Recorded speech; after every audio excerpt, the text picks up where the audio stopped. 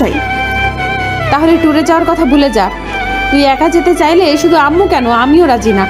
যদি পারিস সাদমানের সাথে যাবি, নয়তো না। আপু, তুইও সাদমান হাসানের পক্ষ নিচ্ছিস? আমি কারোর পক্ষ নিচ্ছি না।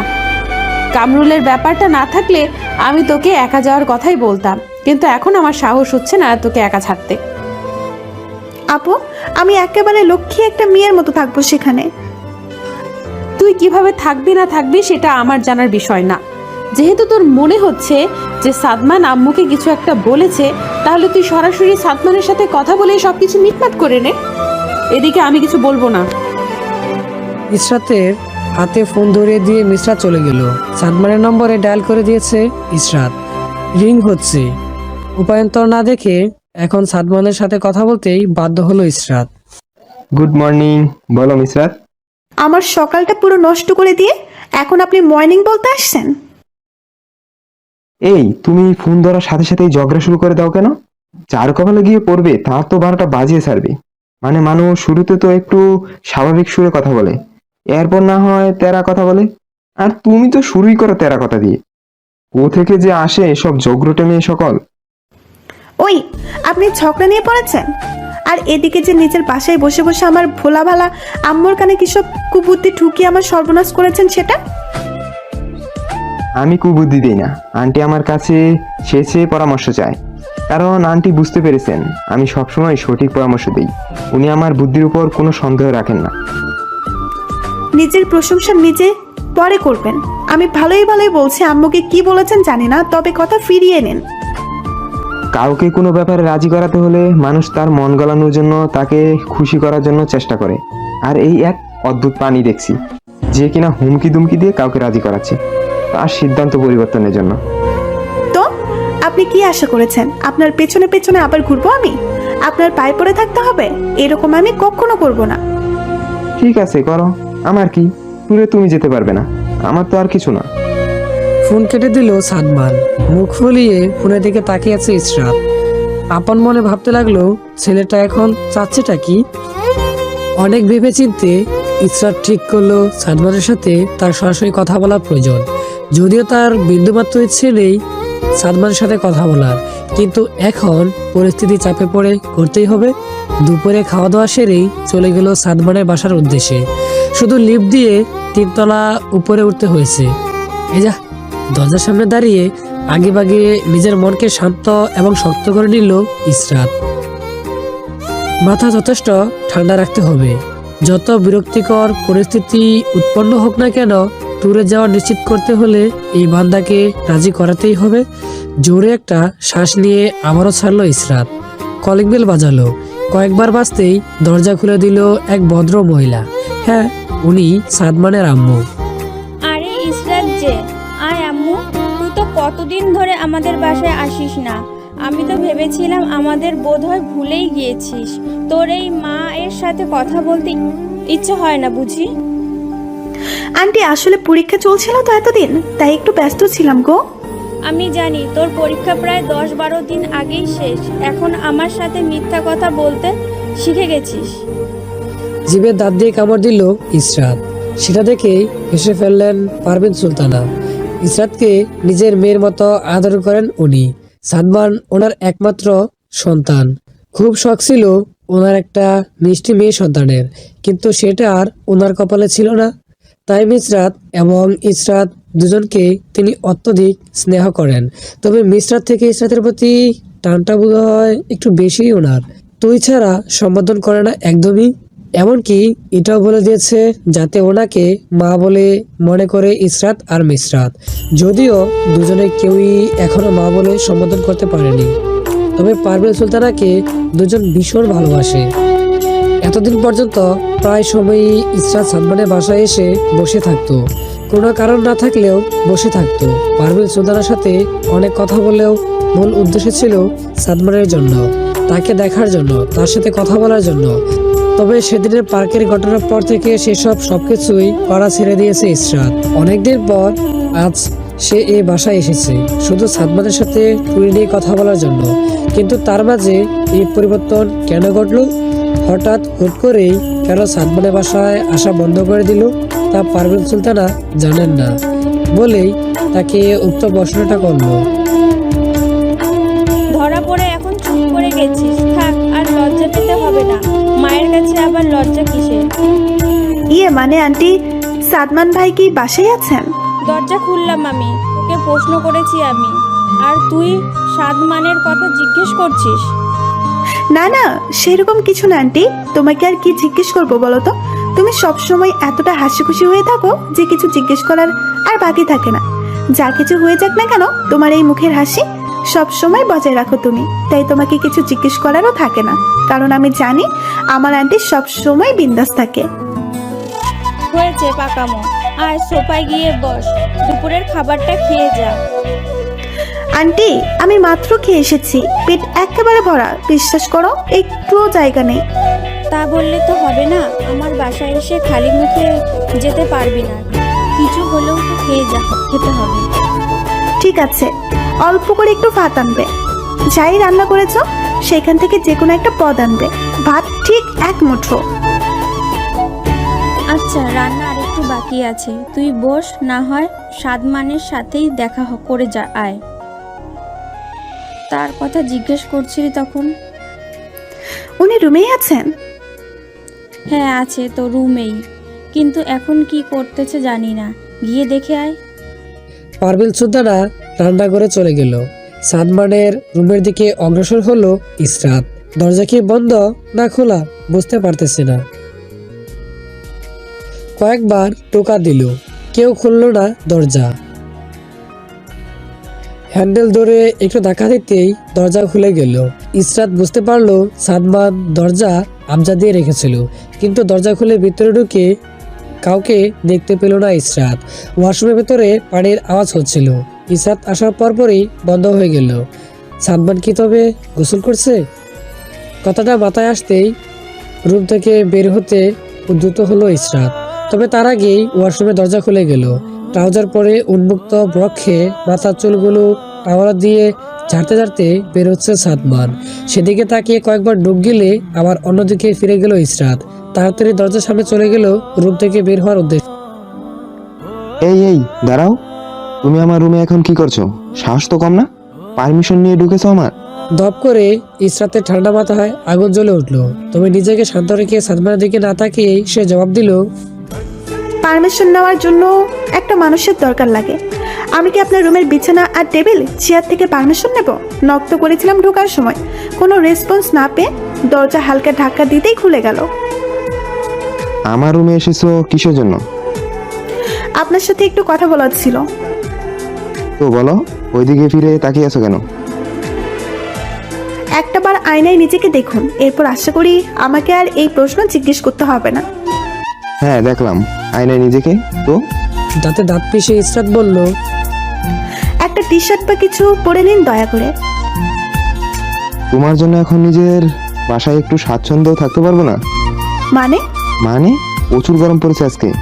আমি এখন যেভাবে আছি সেভাবেই ছিলাম সারাদিন, আর বাকি সময়টুকু এভাবেই থাকবো। তাহলে আমি যেভাবে আছি সেভাবে থেকেই কথা বলবো, ঠিক আছে? ওকে, অ্যাজ ইউর উইশ। বলো কি বলবে। আপনি অনেক ভালো মানুষ, আপনার মতো এমন মানুষ আমি পৃথিবীতে এই পর্যন্ত আর কাউকে দেখিনি। আপনি অসাধারণ, আপনি সেরার সেরা, আপনার তুলনা হয় না কারোর সাথে। আপনি মানুষ না, বিশ্বাস করুন, মানুষ আপনি হতেই পারেন না, এটা কখনোই সম্ভব নয়। কি? ইয়ে মানে বলতে চাইছিলাম যে আপনি মানুষ না, শুধু মহৎ মানুষ। তা আমি কি এমন করলাম যে তুমি আমাকে মহৎ বানিয়ে দিলে? আরে এত কারণ বলে শেষ করা যাবে? আপনার তো গুণেরই অন্ত নেই। দু একটা বলা যাবে সেগুলোর মধ্যে থেকে? এই রে, এটা তো ভেবে আসিনি, এমন প্রশ্ন করবে তো বুঝিনি। ভেবেছিলাম প্রশংসা শুনে খুশিতে গদগদ হয়ে যাবে। কিছু বললে? না, আসলে আপনি অনেক ভালো। তাই? হুট করে তোমার এমনটা কেন মনে হলো যে আমি ভালো? এই যে আপনি আম্মুকে আবার রাজি করিয়ে দেবেন ট্যুরে যেতে, আমাকে অনুমতি দেওয়ার জন্য, তাই। আমি বলেছি এমনটা করব? সবকিছু নিজে নিজে ভেবে নিচ্ছ কেন? অবশ্যই ভাববো, আপনি মানুষটা দারুণ। একটা মানুষের যত রকম ভালো গুণ থাকা দরকার তার থেকে কয়েক কোটি গুণ আপনার মধ্যে আছে। আপনি একজন রত্নগর্ভা। কি? মানে আন্টি একজন রক্তগর্ভা আপনাকে গর্ভে ধারণ করেছে বলে কথা। আপনার মতো অমানুষ মানে মহৎ মানুষকে। মুখে বাম হাত চেপে নিঃশব্দে হাসছে সাদমান। মেয়েটা যে মনের বিরুদ্ধে গিয়ে সর্বোচ্চ চেষ্টা করছে তার প্রশংসা করার, এটা বোঝাই যাচ্ছে। বেশ মজাও লাগছে সাদমানের নিজের কাছেও, কিন্তু এতটা সহজে সবকিছু মিটমাট করার ইচ্ছা তার নেই। যাক, তোমার মুখ দিয়ে কারো প্রশংসা বের হয় সেটা জানতে পেরে এবং শুনতে পেরে ভালো লাগলো। এখন যেতে পারো। ইসরাত আক্কেলে গুডুম হয়ে গেল। যেতে পারো মানে কি? এতক্ষণ যাবৎ এত কিছু সে কি এমনি এমনি বলছে নাকি? এবার আর লজ্জার ধার ধারল না ইসরাত। সাদমানের দিকে ফিক করে তাকালো, এরপর রাগে ফুসফুস করতে লাগলো। ওই জোরপূর্বক এতক্ষণ ধরে আপনার মিথ্যে প্রশংসা আমি এমনি এমনি করেছি? কেন করেছি আপনি জানেন না? বললাম না আমি ট্যুরে যাব, আম্মুকে রাজি করান। সেদিন রাতে আমার সাথে বেয়াদবি করেছিলে, মনে আছে? বেয়াদবির শাস্তি তো পেতেই হবে। কিসের বেয়াদবি? হ্যাঁ, আপনি আমাকে কামরুলের কথা বলে শাসাচ্ছিলেন, তো আমি উল্টা উত্তর দেব না? এতদিন ধরে চুপ ছিলাম বলে সারা জীবন চুপ থাকবো? সেটা একদম ভাবতে যাবেন না। আমি তোমাকে কোথায় শাসিয়েছি? শুধু বলেছিলাম কামরুল তোমাকে ফোনে বিরক্ত করছে, সেটা কাউকে বলনি কেন? এখানে সাহসে কি দেখলে? কেন আপনি আমাকে জিজ্ঞেস করতে যাবেন? কে আপনি? আপনার কাছে কোনো কিছু নিয়ে জবাবদিহি করতে আমি বাধ্য নই। অবশ্যই বাধ্য, সেটা তুমি এখন না বুঝলেও পরে বুঝবে। কোনো পড়ে না, আজকেই সব বোঝাপড়া হয়ে যাক। সেদিন রাস্তায় আমাকে থাপ্পড় মেরেছিলেন কেন? আমি শুধু বলেছিলাম যে যে কোনো ছেলের পাশে গিয়ে বসবো। এখানে আপনাকে অপমান করেছি কোনোভাবে? তাহলে কোন অপরাধে আপনি আমাকে মেরেছিলেন? এখন কামরুলকে নিয়ে পড়েছেন। আম্মুকে কি বুঝিয়েছেন আল্লাহ মালুম। এখন ট্যুরে চাপার বন্ধ করতে চাইছেন কেন? কি সমস্যা আপনার? গতকাল রাতে সে যে ফোন বন্ধ করেছিল আর অন করা হয়নি। দুপুরে খাওয়া দাওয়া শেষ করে একটু টিভি দেখে মোবাইল হাতে নিল মিসরাত। অন করতেই দেখলো অসংখ্য মেসেজ এবং কল। আরিয়ানের নম্বর থেকে সবগুলো এসেছে। যতগুলো মেসেজ পাঠিয়েছে তার সবগুলো মূল কথা একটাই, যাতে মিসরাত একটাবার তার সাথে দেখা করে, তাকে ভুল না বোঝে। সেসব দেখে এখন আর কোনো বাবান্তর হলো না মিসরাতের। জানালার সামনে দাঁড়িয়ে বাহিরে নজর রাখলো সে। আবারও ফিরে গেল অতীতে। আমি তোমাকে কোনোভাবে কোনোদিনও এই কথা বলেছি যে আমি তোমার উপর ইন্টারেস্টেড? তাহলে তোমার কি করে মনে হলো তুমি এসে আমাকে প্রপোজ করবে আর আমি রাজি হয়ে যাব? পরিকল্পনা অনুযায়ী আজকে সুযোগ পেয়ে আরিয়ানকে নিজের মনে কথা বলে ফেললো ইসরাত। লাজুক ভঙ্গিতে আরিয়ানের প্রতি তার ভালোবাসা প্রকাশ করে নিচে তাকিয়েছিল ইসরাত। আরিয়ান বেশ কিছুক্ষণ তাকে সূক্ষ্ম দৃষ্টিতে পর্যবেক্ষণ করে এই কথা বলল।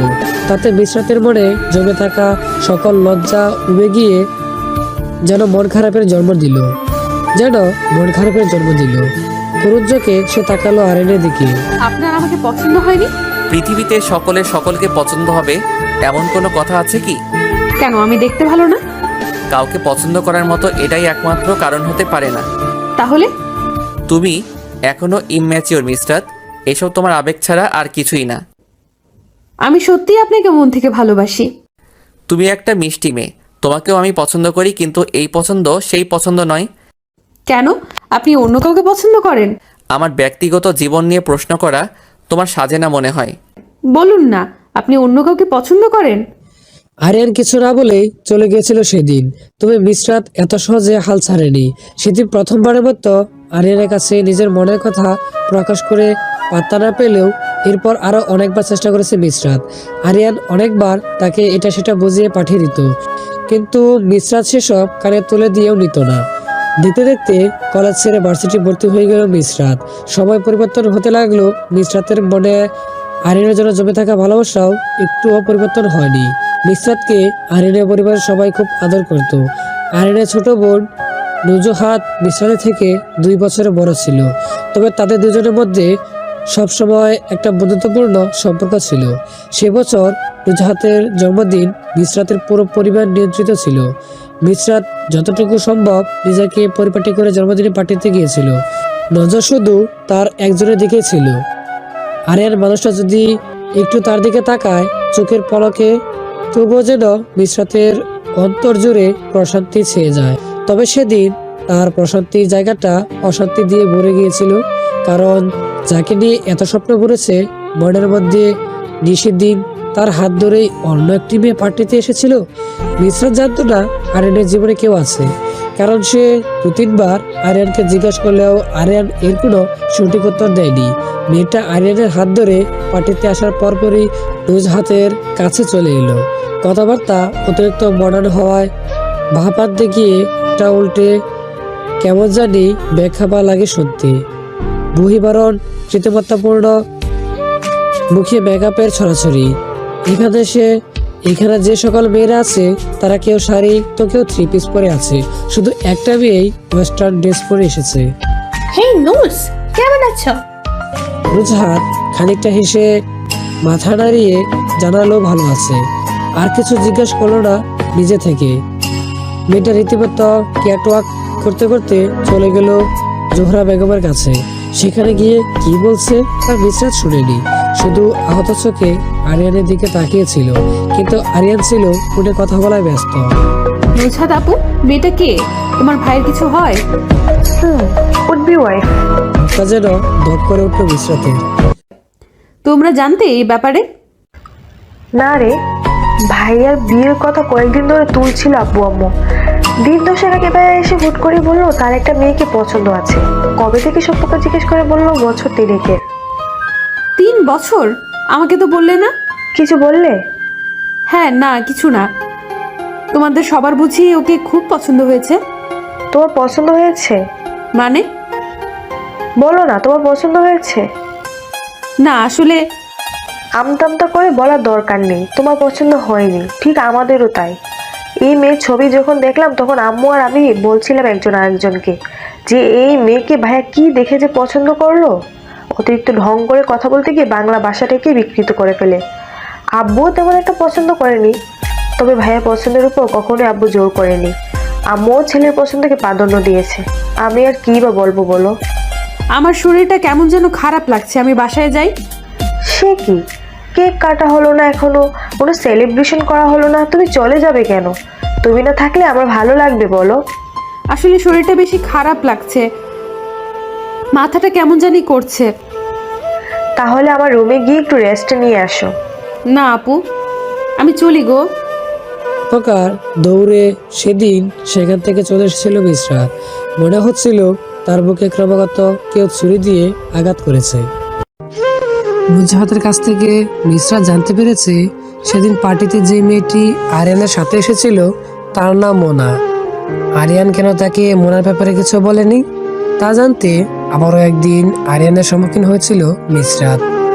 জোরালো কণ্ঠে প্রশ্ন করেছিল, আপনি কেন আমাকে বলেননি যে আপনার জীবনে কেউ আছে? প্রয়োজন মনে করিনি। প্রয়োজন মনে করেননি মানে কি? আপনার পেছনে একটা মেয়ে এতদিন ধরে ঘুরছে, তাকে সত্যি কথাটা একবার অন্তত বলার প্রয়োজন মনে করেননি আপনি? কেন বারে বারে বিরক্ত করছো মিশরাত? শৈব আঙ্কেলের মেয়ে বলে আমি তোমাকে কখনো বকাঝকা করিনি, ঠান্ডা মাথায় সহজভাবে বোঝানোর চেষ্টা করেছি। আজকে তোমার জায়গায় অন্য কোনো মেয়ে হলে ঠিক একবার বলতাম, এরপর এমন কিছু করতাম যাতে এভাবে বারে বারে একই কথা আমাকে বলার সাহস পেত না।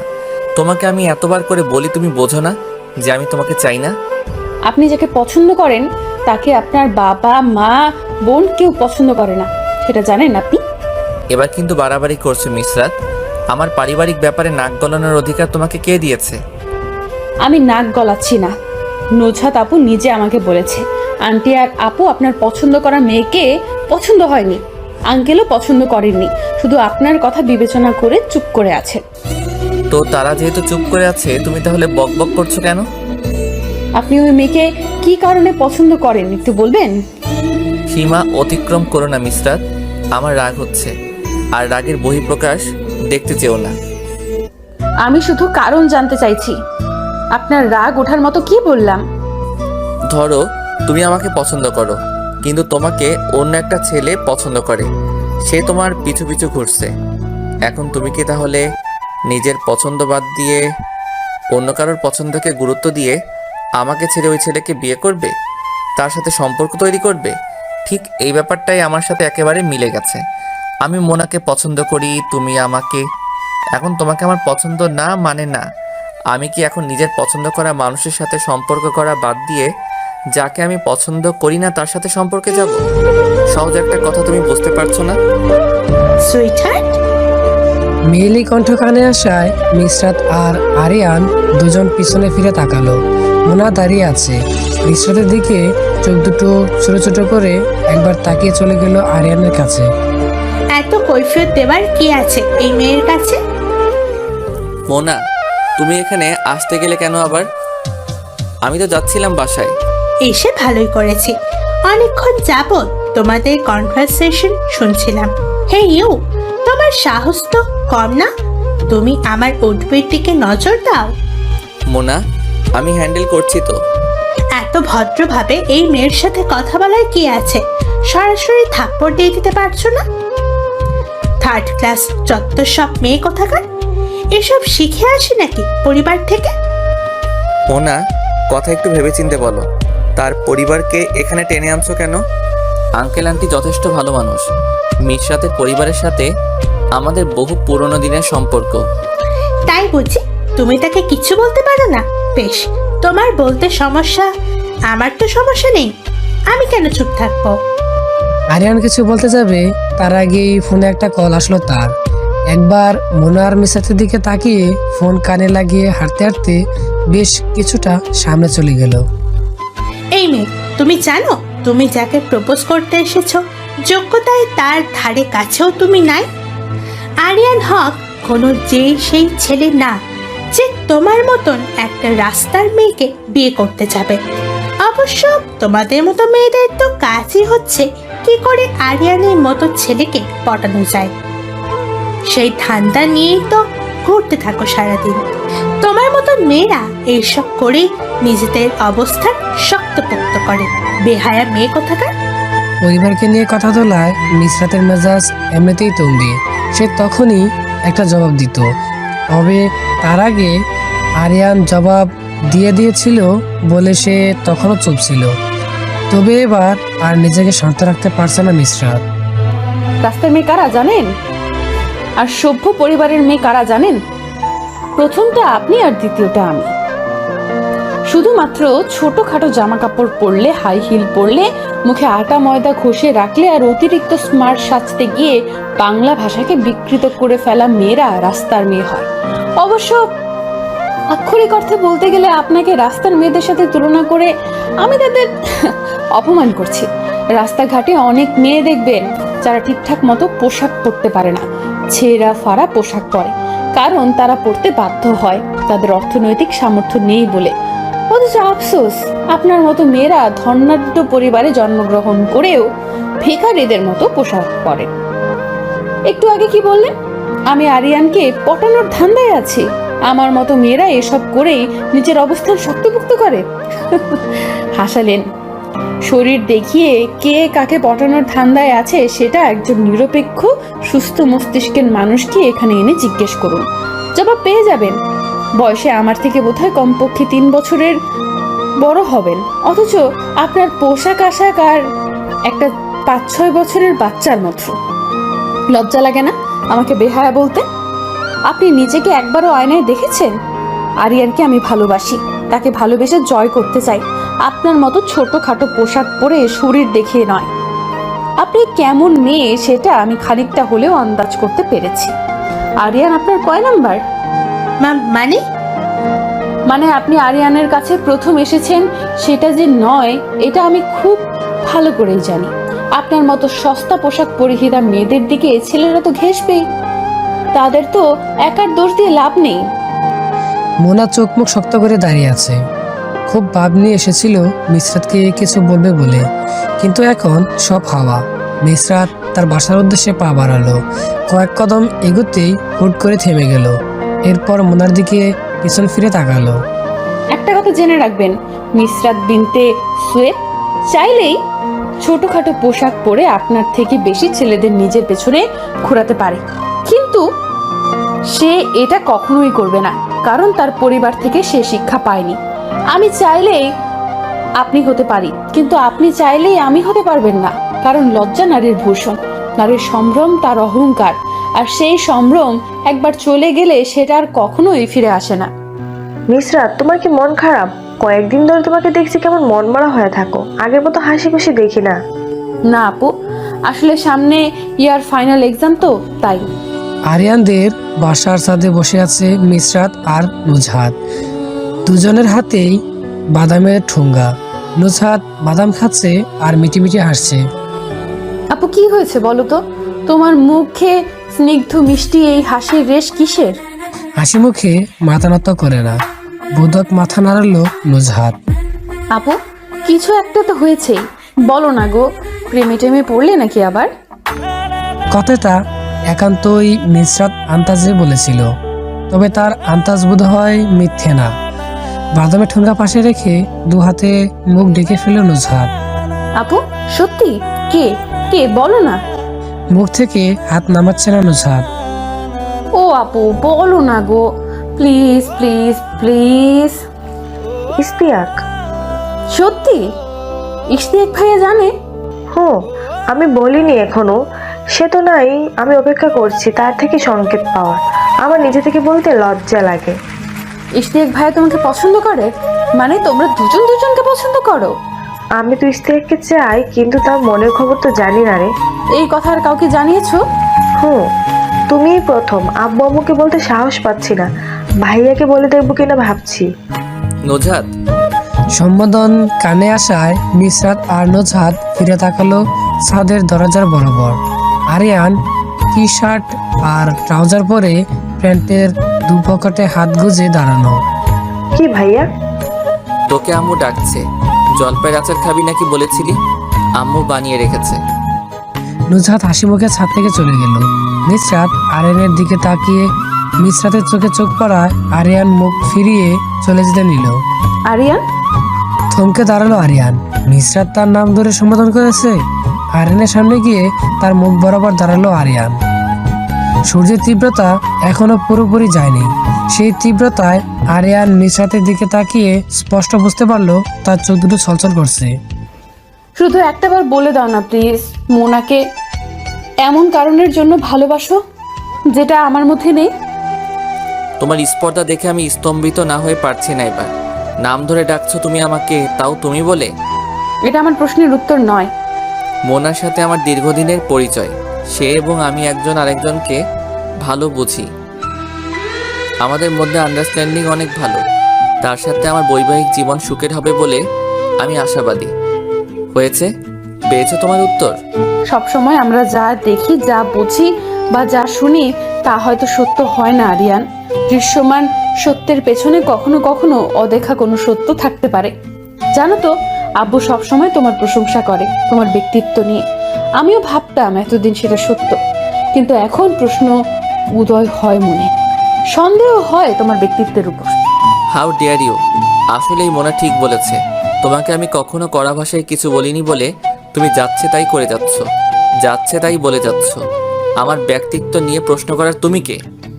বাস্তবেই যদি তোমার প্রখর ব্যক্তিত্ব থাকতো তাহলে মোনার মতো মেয়ে হয়তো তোমার পছন্দের তালিকায় থাকতো। ছোটখাটো পোশাক পরে দেখে বুঝি। মিসরাত কথা শেষ করতে পারেনি, তার আগেই নিজের গালে হাত চলে গিয়েছে তার। প্রচন্ড জোরে পড়েছে থাপ্পড়টা। যথেষ্ট হয়েছে। আমি একবার বলেছি, কথা কানে যায়নি। মোনার সাথে আমার বোঝাপড়া ভালো, তাই তাকে নিজের জীবনে চাইছি। সেটাকে পোশাকের ভিত্তিতে বিচার করার সাহস কোত্থেকে পাও তুমি? এতদিন চুপ থেকেছি শুধু আঙ্কেল আন্টির দিকে তাকিয়ে, আর নয়। এবার যদি আর একদিন আমাকে বিরক্ত করো তাহলে সোজা আঙ্কেলের কাছে বিচার চলে যাবে। Mind it. গটগট করে হেঁটে সিঁড়ির কাছে চলে গেল আরিয়ান। সিঁড়িতে পা ফেলার আগে শুধু কয়েকটা কথা তার কানে গিয়েছিল। সময়ের কাজ সময় না করলে পস্তাতে হয়, জানো তো। এতবার করে এত কিছু বললাম তোমাকে, শুনলে না তুমি। হয়তো একদিন আসবে যেদিন তুমি আমার কাছে এসে আমার থেকেও দ্বিগুণ নাকুলতা নিয়ে আমাকে চাইবে। তখন হয়তো আর আমাকে পাবে না। নিশু, রেনু আক্তারের কণ্ঠ কানে আসায় জানালা থেকে নজর সরে গেল মিসরাতের। তার সাথে সাথে অতীতের স্মৃতিচারণ থেকে বেরিয়ে এলো। বলো আম্মু। নিশু কোথায়? সাদমানের বাসা থেকে এখনো আসেনি? না, হয়তো পারভিন আন্টির সাথে কথাবার্তায় মশগুল, এসে যাবে। ইসরাতের কথা কোনো জবাব না দিয়ে পায়ের পর পা তুলে সোফায় বসে হাতে একটা ম্যাগাজিন নিয়ে রেখেছে সাদমান। আম্মুকে আপনি বোধহয় কালো জাদু করে বশ করে রেখেছেন। তবে চিন্তা করবেন না, আমি আজকেই আব্বুর সাথে কথা বলবো এই ব্যাপারে। কেন? আঙ্কেলকেও তো সাদা জাদু করতে পারি। কিছুক্ষণ আগে বিড়বিড় করলো ইসরাত, সেগুলো সাদমানের কানে গেলেও সে চুপচাপ বসে রইল আগের মতো। আব্বুকে বলে দেব বললাম। তৎক্ষণাৎ সাদমানের মুখে চিরচেনা সেই বাঁকা হাসি ফুটে উঠল। ওকে, বেস্ট অফ লাক। আপনি হাসছেন? আপনার কি মনে হচ্ছে আমি মজা করছি আপনার সাথে? আমি কিন্তু সিরিয়াস। আপনি আমাকে অহেতুক বিরক্ত করছেন, সেটা কিন্তু আমি বলে দিব। বললাম তো ওকে। এক কথা বারে বারে বলছো কেন তুমি? কানে শুনতে পাও না নাকি? গতকাল আমার ফোনে একটা মেসেজ এসেছে। মেসেজের মধ্যে আমাকে প্রপোজ করেছে ওই ছেলে। ম্যাগাজিনে পাতা উল্টাতে গিয়েও থেমে গেল সাদমান। সরাসরি নজর দিল ইসরাতের দিকে। কখন? কি লেগেছে সেই ছেলে? ছেলের নাম কি? রুমে থাকা বুকশেফ থেকে একটা বই নিয়ে বিছানায় বসে খুব মনোযোগী পাঠিকার ভঙ্গিতে পড়ছে ইসরাত। এই কথা কানে যায়নি? কে মেসেজ দিয়েছে? দিয়েছে কামরুলের ভাই জামরুল। কি? এই ফাজলাম হচ্ছে আমার সাথে? আপনি যা করেন তার তুলনায় কিছুই না। হেয়ালিপূর্ণ কথা বলবে না বলছি ইসরাত। সত্যি করে বলো, কে মেসেজ দিয়েছে? আমি একটা ছেলেকে পছন্দ করি, অবশ্য সে কলেজে পড়ে না, আমার থেকে 5 বছরের সিনিয়র। পছন্দ? কবে থেকে হলো এসব? সদ্য প্রেম জন্মেছে মনে। আপনার পেছনে ঘুরঘুর করতে গিয়ে বেশ শিক্ষা হয়েছে বুঝলেন। এই যে আপনার মতো একটা বুড়ো হ্যাংলার পেছনে ছুটছিলাম, আমার থেকে 10-11 বছরের বড়। কোথায় আমি একটা কোচি মেয়ে, আর কোথায় আপনি এক পরিপক্ক বুড়ো।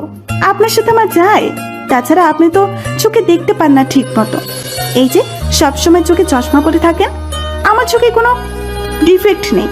এই যে আপনি তাল গাছের মতো লম্বা, কোনো সাইজ আছে? আমাকে দেখুন তো কত পারফেক্ট। সব দিক থেকে আমি ঠিকঠাক। তাহলে আপনার পেছনে কেন মূল্যবান সময় নষ্ট করব নিজের?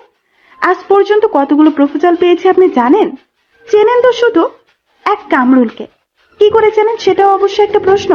তবে আপাতত সেসব ভাবছি না। যেটা ভাবছি সেটা হলো যে এতগুলো ছেলে যেহেতু আমার পেছনে পড়ে আছে, তাই বেছে বেছে একজনকে পছন্দ করাই চাই।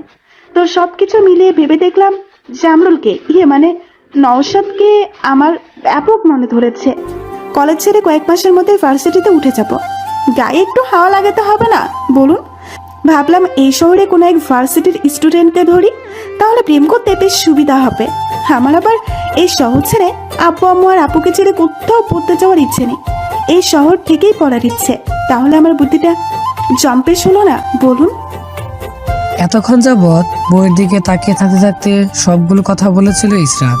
সাদমান একটা কথাও বলেনি। তাই ইসরাত ধরে নিয়েছে যে সাদমান এবার আচ্ছা জব্দ হয়েছে। নিজেকে এখন বিজয়ী ঘোষণা করেছে ইসরাত মনে মনে। কথা বলা শেষ করে বিজয়ের হাসি এসে কেবল মাথাটা একটু উঁচু করে সামনে তাকালো সে। সাথে সাথেই হাসির ছিটেফোঁটাও মুখ থেকে উবড়ে গেল। দুটো রক্তিম চোখ তার দিকে এক দৃষ্টিতে তাকিয়ে আছে। রাগের বই প্রকাশ করার জন্য মুখের মধ্যে আলাদা কোনো ভঙ্গি নেই, খুব সাধারণ মুখভঙ্গি বিদ্যমান। তবে এই সাধারণের মাঝে যে ভয়ঙ্কর কিছু লুকিয়ে আছে সেটা ইসরাত শুধুমাত্র মানুষটার চোখ দেখেই বুঝতে পারছে। আর চোখে একবার দরজার দিকে তাকালো সে, দরজাটা খোলা আছে কিনা সেটা দেখতে। তাহলে তার একটু পালাতে সুবিধা হতো, কারণ এইখানে এই রুমে এই মানুষটার সাথে আর খুব বেশি একটা সময় যে বসে থাকা যাবে না তা ইসরাত হারে হারে বুঝতে পারছে। কিছুক্ষণের মধ্যেই মনে হচ্ছে লন্ডভন্ড হয়ে যাবে রুমের মধ্যে থাকা সবকিছু। সাদমানের মনের মধ্যে সুপ্ত সেই ঝড় আছে তার ঝেড়ে। তবে ঝেড়ে তো পূর্বাভাস থাকে, এখন ঠিক সেই পূর্বাভাস অনুমান করতে পারছে ইসরাত। মুখের মধ্যে নিষ্পাপ একটা ভাব আনলো, চোখে নিষ্পাপ চাহনি আর ঠোঁট প্রসারিত করে বোকাশোকা একটা হাসি। হাত থেকে আস্ত করে বইটা বিছানায় রেখে কেবল দরজা বরাবর 2 কদম ফেলেছে। তার সাথে সাথেই বাম হাতে চিকন চাকন ঝাড় চেপে ধরে আমচা দেওয়া দরজা ডান হাত দিয়ে পুরোপুরি লাগিয়ে দিল সাদমান। ইসরাত চিৎকার করার উদ্দেশ্যে কেবল মুখটা হা করেছিল। তৎক্ষণাৎ দরজা বন্ধ করে ডান হাত দিয়ে ইসরাতের মুখ চেপে ধরল সাদমান। এক ধাক্কায় দেয়াল বরাবর ঠেসে ধরল। ইসরাতের নিজের কাছে নিজেকে এখন একটা অসহায় হরিণের মতো লাগছে। আর সাদমানকে হিংস্র বা ইসরাতের তুলতুলে গাল দুটো এখন রক্তিম বর্ণ ধারণ করেছে, কারণ ডান হাত দিয়ে তার দুগাল চেপে ধরে রেখেছে সাদমান, অগ্নিময় রাগ চোখে। ছেলের নাম কি? কোন ছেলে? হুম কথা বলতে বলছি না, বলো কে সেই ছেলে? ইসরাত হাত দিয়ে ইশারা করলো তার মুখের দিকে। মূলত সাদমান তার গাল চেপে ধরে রেখেছে সেদিকে। কিছু একটা বুঝে সাদমান তাকে ছেড়ে দিতে একটু সরে দাঁড়ালো, তবে পুরোপুরি দূরে গেল না। সোজা আঙ্গুলে ঘি না উঠলে আমি কিন্তু আঙ্গুল বাঁকাতে জানি। এখন আমি গাল ছেড়ে দিয়েছি, এখন কথা বের হচ্ছে না কেন মুখ দিয়ে? ইসরাতের মুখ থেকে কিছু শোনার জন্য অধীর আগ্রহ নিয়ে তাকিয়ে আছে সাদমান, মুখে গাম্ভীর্য বজায় রেখেছে। তবে সে যে কিছুক্ষণের মধ্যেই হতবুদ্ধি হয়ে যাবে সেটা বুঝতে পারেনি। তার কারণ ইসরাত এখন ভ্যাবে করে কান্না শুরু করেছে। কিছুক্ষণ বোকার মতো সেদিকে তাকিয়ে থেকে তাড়াতাড়ি আবার তার মুখ চেপে ধরলো সাদমান। রান্নাঘরে থাকার কারণে বোধহয় এখনো পারভিন সুলতানের কানে ইসরাতের কণ্ঠ পৌঁছায়নি। এদিকে সাদমানের ভাগ্য ভালো, ইসরাতের মুখ চেপে ধরে রাখা অবস্থায় চাপা কণ্ঠে বলল, এই চুপ, কাঁদছো কেন? মুখ চেপে রাখা দরুন কান্নার শব্দ শোনা না গেলেও ইসরাতের ফোপানোর শব্দ শোনা যাচ্ছে। আমি প্রথমে তো শান্ত স্বরে জিজ্ঞেস করেছিলাম, তখন জবাব দিলেই তো হতো। কেন? আপনি জবাব চেয়ে কি করবেন? আপনার পেছনে এতদিন ধরে ঘুরঘুর করলাম, আপনি আমার দিকে ফিরে পর্যন্ত তাকাননি। তাহলে এখন আমি কোথায় যাব, কার সাথে যাব, কারোর সাথে সম্পর্কে জড়াবো কিনা সেটা আপনাকে কেন বলতে যাব? এখন রাগ দেখাতে যাবেন না, দয়া করে একটু যুক্তিসঙ্গত উত্তর দিন। আপনার কি সমস্যা যদি আমি কারোর সাথে সম্পর্কে আবদ্ধ হইও? ইসরাতের সামনে থেকে সরে গিয়ে আবারও সোফায় বসে পড়ল সাদমান। মাথা নিচু করে নিজের চুল নিজেই শক্ত করে ধরে রেখেছে। প্রায় মিনিট 3 মতো নীরবতা পালন করলো। এরপর আসমিক বলে উঠলো, এত কম বয়সে পেকে যাওয়ার কি খুব প্রয়োজন ছিল? আর কয়েকটা দিন সবুর করতে পারতে না? মানে? এত ছোট কেন তুমি ইসরাত? আর একটু বড় হলে কি হতো? আমি পারছি না এভাবে দূরে থাকতে, অথচ কাছে যাওয়ার সময়ও আসেনি। আপনার কথার মাথা মুন্ডু আমি কিছুই বুঝতে পারছি না। আমি না করেছিলাম বলে এখন ড্যাং ড্যাং করে আরেকটা ছেলে পিছিয়ে যেতে হবে কেন? বয়স কত তোমার? বিয়ের বয়স চলে যাচ্ছে, প্রেম করার সময় চলে যাচ্ছে। এগুলো আমার কথার উত্তর? সেই তো আপনি ঘুরে ফিরে আগের জায়গাতেই চলে আসলেন। আমার জীবন এটা, আমি কখন প্রেম করব, কখন বিয়ে করব, কাকে বিয়ে করব সেটা আমি বুঝে নিব। আপনাকে বলার প্রয়োজন মনে করছি না। আর আপনিও অনধিকার চর্চা করতে একদম আসবেন না। নওশাদের সাথেই আমি প্রেম করব, দেখি আপনি কি করতে পারেন। সোফা থেকে এক লাফে উঠে ইসরাতে 2 বাহু চেপে ধরলো সাদমান, প্রচন্ড শক্ত করে। খুন করে ফেলবো একদম, বলে দিলাম। ইসরাতের বাহু ছেড়ে উল্টো হয়ে ঘুরে দাঁড়ালো সাদমান। নৌশাদ নাকে? আমি তাকে চিনিও না, জানিও না, তবে তোকে চিনি আর জানি। কখনো যদি স্বেচ্ছায় কোনো ছেলের আশেপাশে দেখেছি, তখনই বুঝে নিতে পারবো ছেলেটাকে। এরপর থেকে তোর বাইরে যাওয়া বন্ধ, পুরো বাসা ছেড়ে দে। আমি রাজি হচ্ছি না, আর আমি রাজি না হলে আন্টিকে রাজি করাতে পারবি না। না ইসরাত রাজি হবে, হ্যাঁ বাকি রইল আঙ্কেল। চেষ্টা করে দেখতে পারিস, প্রেম করার অনেক শখ তোর, তাই না? করাচ্ছি প্রেম, শুধু কয়েকটা দিন অপেক্ষা কর, বুঝে যাবি সবকিছু। ইস্যু কি হয়েছে রে? এত দেরি হলো যে তোর আসতে? আর সাদমানের বাসা থেকে আসার পর এভাবে এক জায়গায় স্ট্যাচুর মতো বসে আছিস কেন? আপু সত্যি করে বলতো, তোরা কি আমার থেকে কিছু লুকোচ্ছিস? মানে কি লুকাবো? সাদমানকে নিয়ে কিছু, মানে আমি বুঝে উঠতে পারছি না। সাদমান যদি কিছু বলে আমার ব্যাপারে, তার মানে সেটাই আব্বু আম্মু আর তোদের কাছে শিরোধার্য। আমার জীবন নিয়ে সাদমানকে সিদ্ধান্ত নেওয়ার অধিকার তোরা কিসের পরিপ্রেক্ষিতে দিস, একটু বলবি? কি সব যাতা বলছিস? সাদমানকে আমি কোথায় তোর জীবনের সিদ্ধান্ত নেওয়ার অধিকার দিলাম? আমি তো শুধু ট্যুরের কথাটা বলেছি, কারণ সেখানে কামরুল নামের ছেলেটা থাকবে তাই। নয়তো তাও বলতাম না আম্মু সাদমানকে আমাদের জন্য শুভাকাঙ্ক্ষী মনে করে। এটা কিন্তু আসলেও ভুল না। সাদমান আব্বুর অবর্তমানে এখন কত দায়িত্ব পালন করছে সেটা তুইও জানিস, অথচ সে কিন্তু আমাদের না কোনো আত্মীয় হয় আর না রক্ত সম্পর্কের কেউ। আজকাল এরকম ছেলে দেখিস? আমি যখন 5 বছর আগে পুরোপুরি মানসিকভাবে ভেঙে পড়েছিলাম, তখন সাদমান শক্ত হাতে আমাকে আগলে রেখেছিল, যার কারণে আমার পরিবারের পরেই তার স্থান আমার জীবনে সবচেয়ে বিশেষ। সাদমান কিন্তু শুরুতেই আমাদের পরিচিত ছিল না, কিন্তু একটা অপরিচিত ছেলে হয়েও সে আমাদের পরিবারকে নিজের পরিবারের মতো সামলাচ্ছে। বর্তমান জামানায় তো বাইরের কোনো ছেলেকে হুটহাট বিশ্বাস করা যায় না। মেয়েদের ব্যক্তিগত ব্যাপারের কথা বললাম আর কি, কিন্তু বুকে হাত রেখে বলতো, সাদমানকে কখনো তুই সেই দিক থেকে অবিশ্বাস করেছিস? করিসনি, আমিও করিনি, কারণ সে কখনো বাজে নজরে আমাদের দিকে তাকায়নি। আমাকে সে নিজের পরম বন্ধু ভাবে, আমিও তাকে। আমরা একজন অপরজনকে নিয়ে কি ভাবি সেটা শুধু আমরাই জানি। এবার তুই একটু বলতো, আব্বুর পরে আর এমন কোনো পুরুষ আছে যাকে তুই ভরসা করতে পারিস? মাথা নিচু করে ফেললো ইসরাত। আমি জানি আছে, এবং একজনই আছে, সাদমান।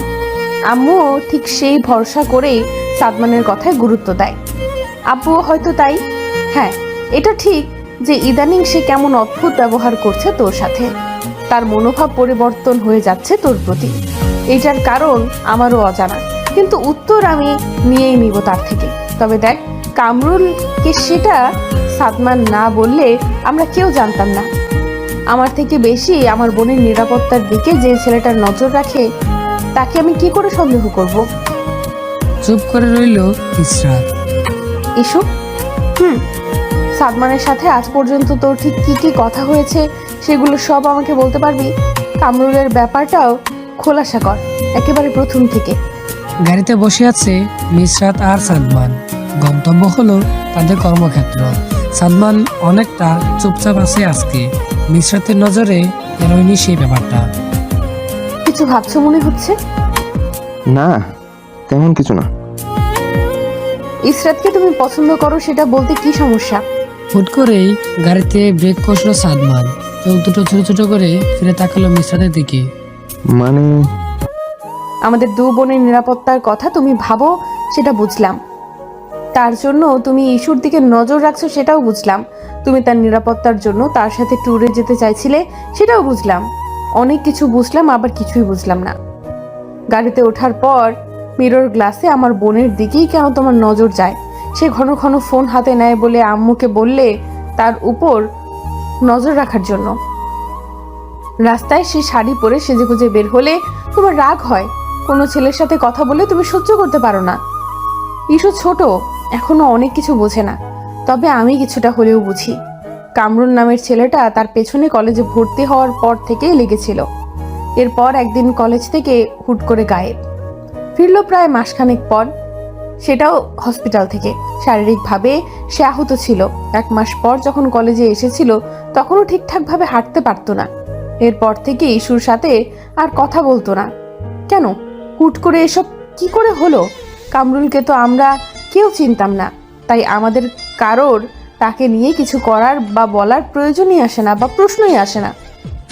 চিনতে শুধু তুমি। শুনলাম নওশাদ নামের কোন ছেলের কথা ইস্যু তোমাকে বলেছিল। সে একটা নিতান্তই তোমাকে মজার ছলে বলেছিল। হ্যাঁ, সব কথা সে আমাকে বলেছে, এবং কোনটা সত্যি আর কোনটা মিথ্যা সেটা স্বীকারও করেছে গতকাল রাতে। তো সে যখন বলেছিল নওশাদের সাথে প্রেম করবে, তখন নাকি তুমি বলেছিলে তাকে খুন করে ফেলবে। আমি জানি এটা রাগের বশবর্তী হয়ে বলেছ, কিন্তু কেন তুমি এমনটা বলবে? ইস্যুর নিরাপত্তার দিকে নজর রাখা এক জিনিস, আর তার উপর অধিকার খাটানো আরেক জিনিস। তোমার এসব ছোটখাটো কর্মকাণ্ড বলে দেয় যে তুমি তাকে নিয়ে কতটা পজিটিভ, কিন্তু এমনটা তো হওয়ার কথা নয়। আমার বোন যখন তাহলে তোমাকে নিজের মনের কথা বলার জন্য উতলা ছিল, তখন তুমি তাকে ফিরিয়ে দিলে কেন? আমি এখন তোমাকে কিছুই বলতে পারছি না মিসরাত। বলতে পারো আমি কিছু বলতে চাইছি না, কিন্তু খুব শীঘ্রই সবকিছু জানতে পারবে। তুমি কিন্তু একটা রহস্যের জাল বুঝছো সাদমান। হয়তো, কিন্তু রহস্যবে তো কয়েকদিনের মধ্যেই ঘটবে। আমি তোমার বেস্ট ফ্রেন্ড সাদমান, তুমি আমার থেকে কথা লুকাচ্ছ এখন? আমি সেটা করেছি, তাতে কিছু কারণ ছিল। তোমাদের কাছে কতটুকু গ্রহণযোগ্যতা পাবে সেই কারণ আমি জানি না, তবে আমার যা ঠিক মনে হয়েছে তাই করেছি। শুনলাম আঙ্কেল নাকি সামনের সপ্তাহে আসছেন। আন্টি বলল। হ্যাঁ, কেন? কিছু যখন বলা হয়নি এই ব্যাপারে, তাহলে বাকিটাও পরেই না হয় জানবে। গাড়ি স্টার্ট দিল সাদমান। পরিবেশটা খুব থমথমে হয়ে গেল। এখন একটা মজার কথা বলি, শোনো। একটু স্বাভাবিক করি পরিবেশটাকে। আজকে গাড়িতে ওঠার পর লুৎফা আন্টি আমার কাছে এসেছিল। এসে কি বলেছে জানো? কি সাদমান, তুমি আর মিসরাত বিয়ে করবে কবে? কি উনি কি পাগল? আমারও ঠিক একই কথা মাথায় এসেছিল ওনার প্রশ্নটা শুনে। তবে এইরকম দৃশ্য খুবই কমন আমাদের সমাজে। তুমি আর আমি দুজনে প্রাপ্তবয়স্ক, সবসময় একসাথে থাকি, চলি, কাজে যাই একসাথে, ফিরিও একসাথে। আবার তোমার পরিবারের সাথে আমার আর আমার পরিবারের সম্পর্ক কতটা ভালো তাই বিল্ডিংয়ের সবাই জানে। তাই হয়তো ওনার মনে এমন প্রশ্ন উদয় হয়েছে। নুসরাত বিস্মিত হেসে বলল, তো তুমি বিয়ে করো না কেন? এত তাড়াতাড়ি করার ইচ্ছে ছিল না, তবে এখন মনে হচ্ছে সিদ্ধান্ত পরিবর্তন করতে হতে পারে। মানে? মানে পরে বুঝবে। আমার একটা কথা মনে পড়েছে হুট করে। হুমায়ুন আহমেদ বলেছিলেন ছেলে মেয়ে বন্ধু হতে পারে, কিন্তু তারা অবশ্যই একে অপরের প্রেমে পড়বে, হয়তো খুবই অল্প সময়ের জন্য, অথবা ভুল সময়ে, কিংবা দেরিতে, আর না হয় সব সময়ের জন্য। তবে তারা প্রেম করবেই। ঠিক বুঝলাম না ব্যাপারটা। তাহলে আমাদের ক্ষেত্রে এমন হলো না কেন? তুমি মেয়ে তো, নাকি আমি ছেলে না? অট্ট হাসি দিয়ে উঠল মিসরাত। এসব তোমার মাথায় আসে তাই না? যাক, এতক্ষণ যাবৎ বজায় থাকা গরু গম্ভীর ভাবটা এখন কিছুটা হলেও মুখ থেকে মুছেছে। গাড়িতে দুজনেই কথা বলতে, হাসি ঠাট্টা করতে ব্যস্ত, কিন্তু তাদের দুজনে কেউই দেখতে পেল না তাদের গাড়ির পেছনে কেউ একজন গাড়ি নিয়ে তাদের উপর নজর রাখছে তীক্ষ্ণ দৃষ্টিতে। হঠাৎ করেই ফোন বেজে উঠল সেই মানুষটির। হ্যাঁ আরাব, বলো। কোথায় তুই? সকাল সকাল চলে গেলি? নাস্তা করছিস কিছু? আমি তো ঘুম থেকে উঠে তোকে দেখতে পেলাম না আর। মিশু আবারও সেই ছেলেটার সাথে আরাব, সারাক্ষণ ওই ছেলেটার সাথেই থাকে। আমি ঠিক বুঝতে পারছি না যে আমাকে সে গ্রহণ করছে না। তার আরেকটা কারণ হলো সাদমান নামের ওই ছেলেটি। সাদমানের উপর নজর না রেখে কি করে মিশরাতের সাথে কথা বলার সুযোগ তৈরি করতে পারবি সেটা আগে ভাব। লাভ নেই, আগে এই ছেলের একটা ব্যবস্থা করতে হবে, এরপর মিশরাতের সাথে বোঝাপড়া হবে। কি ব্যবস্থা করবি? পথের কাঁটা উপরে ফেলতে হয় আরাব। গন্তব্যে পৌঁছানোর সময় অনেক প্রতিবন্ধকতার সৃষ্টি হতে পারে, সেসব রেখে দিলে সামনে আগানো যাবে না। তুই বলতে কি চাইছিস বলতো? আমার মিশুকে চাই আরাব। এবার তার জন্য যা কিছু করতে হোক না কেন আমি করব। সে আমার মানে আমার। তুই কি কোনোভাবে সাদমানের কোনো ক্ষতি? ফোন কেটে দিল আরিয়ান। আরাব হতবিলম্ব হয়ে ফোন হাতে নিয়ে বসে আছে। ছেলেটাকে আটকানো দরকার। এসব কি উন্মাদের মতো ব্যবহার শুরু করেছে। সেদিন এমনিতেই মোনাকে জানে মেরে ফেলতে নিয়েছিল, কারণ সে আবারও মিসরাত আর আরিয়ানের মধ্যে সমস্যা সৃষ্টি করতে এসেছিল। এখন কি তাহলে সাদমানকেও মেরে ফেলার কথা ভাবছে নাকি আবার? না না, মিসরাত মিসরাত করতে করতে ছেলেটা হিতাহিত জ্ঞান শূন্য হয়ে পড়েছে। তাকে আটকানোর প্রয়োজন, খুব করে প্রয়োজন। দিন 5 পরের কথা, সাদমান আর মিসরাত এখন অফিসে। হুট করে সাদমান বলল, মিসরাত, আজকে বোধহয় আমি তোমার সাথে বাসায় ফিরতে পারবো না। বিকালের দিকে হাতের কাজ শেষ করে কিছুক্ষণের মধ্যেই বাসায় যাওয়ার প্রস্তুতি নিবে মিসরাত। তখনই সাদমান এই কথা বলল। কেন? বস বলল নেক্সট প্রজেক্টে নাকি কাজের চাপ বেশি পড়বে, তাই দেরিতে ফিরতে হবে বাসায়। যারা যারা আমরা এই প্রজেক্টে আছি তাদের সকলের জন্য এক নিয়ম। তুমি থাকলে তোমার জন্য থাকতো। তাহলে ফিরবে কখন?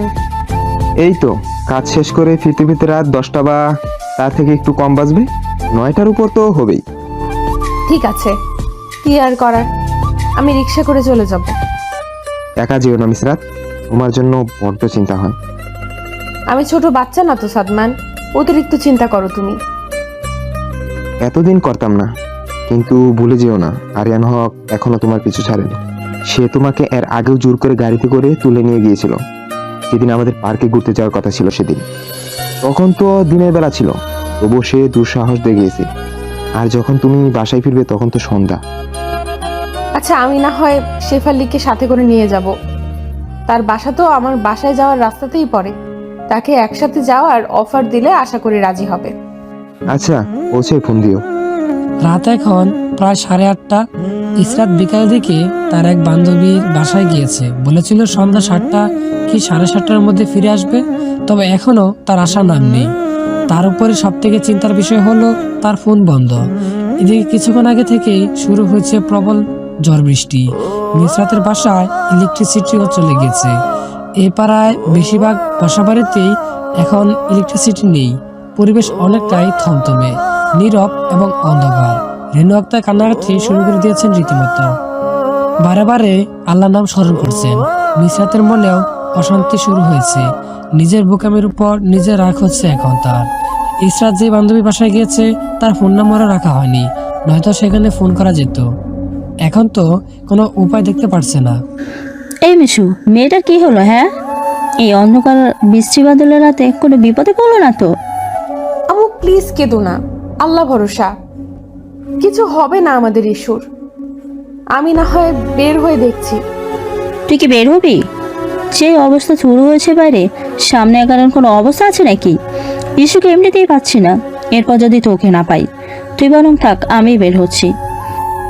আম্মু তুমি তো আরো পারবে না, আর তোমাকে আমি একা বের হতে দিয়ে নিজে বাসায় বসে থাকবো? চল তাহলে দুজনে বের হই। বের তো হতেই হবে, কিন্তু রাস্তায় তো কোনো যানবাহন চোখে পড়ছে না। এত জোরে জোরে বজ্রপাতের শব্দ আসছে, এই বজ্রপাতের ভয়েই হয়তোবা রিক্সা বা অটো নিয়ে কেউ বের হওয়ার সাহস পাচ্ছে না। সাদমা ছাড়া আর কোনো উপায় নাই রে। কিন্তু সাদমান তো এখন কাজে আছে আম্মু।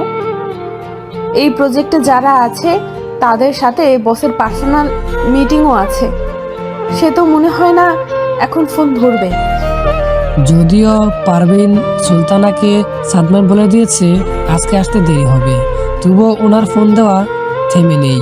মায়ের মন বলে কথা, না জানি এই ঝড় বৃষ্টিতে কি অবস্থায় আছে।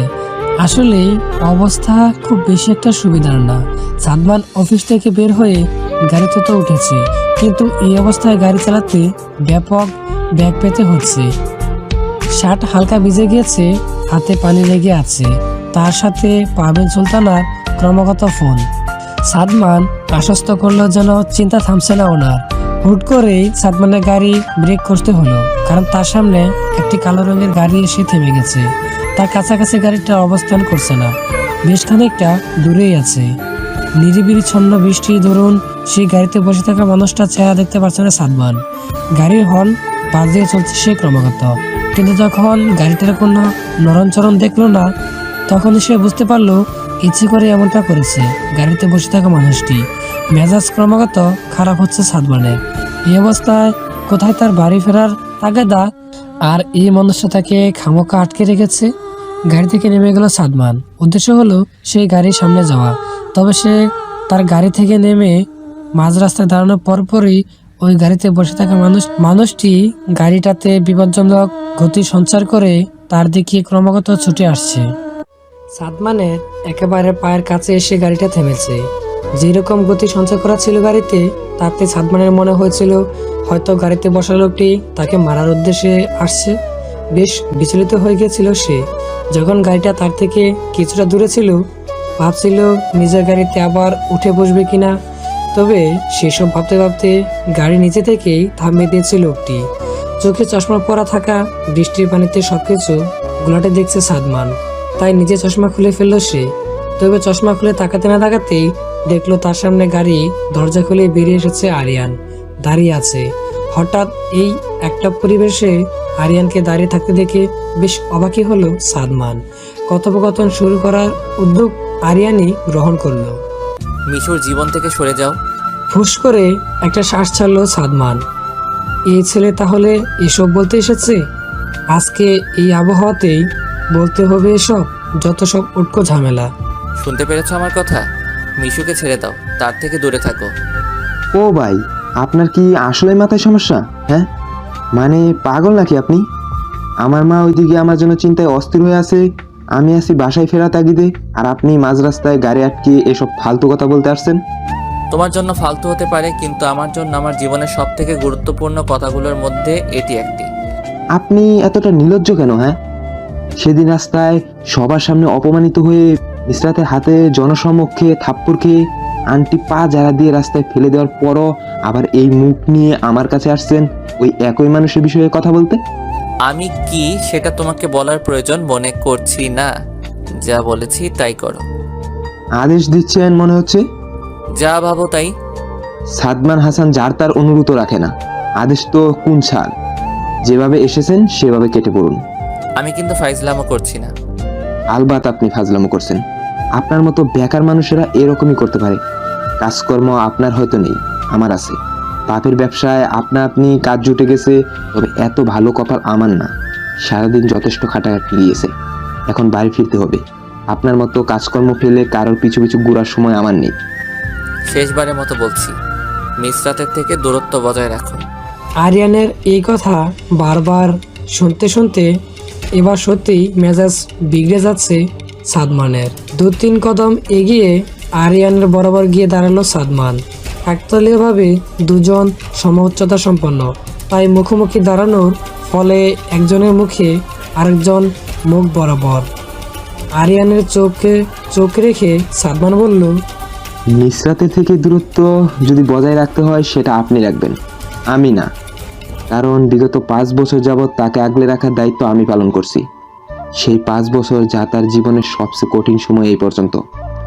সেই সময় আপনি তার পাশে থাকা তো দূর, নিজেই তাকে অপমান করে তাড়িয়ে দিয়েছিলেন।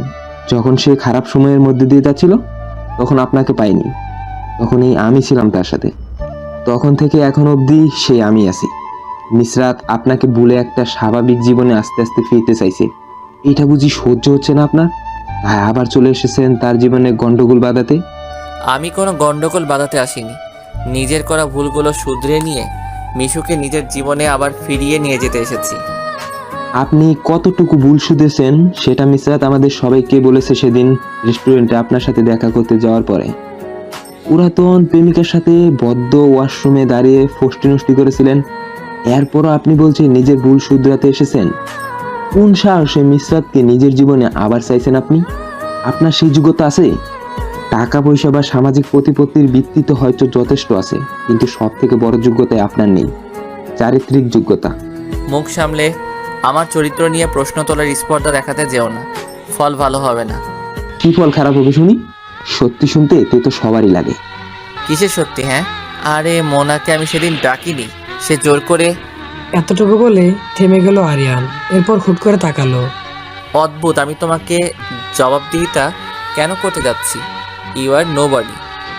হাসালেন, আমাকে বললেন আমি কেউই না, আবার আমার কাছে মিসরাতের ব্যাপারে কথা বলতে আসলেন।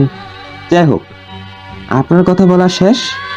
যদি এখনো কিছু বাকি থাকে তো একা বকবক করুন, এমনি তো আমি আপনার কথাগুলো কানে নিচ্ছি না।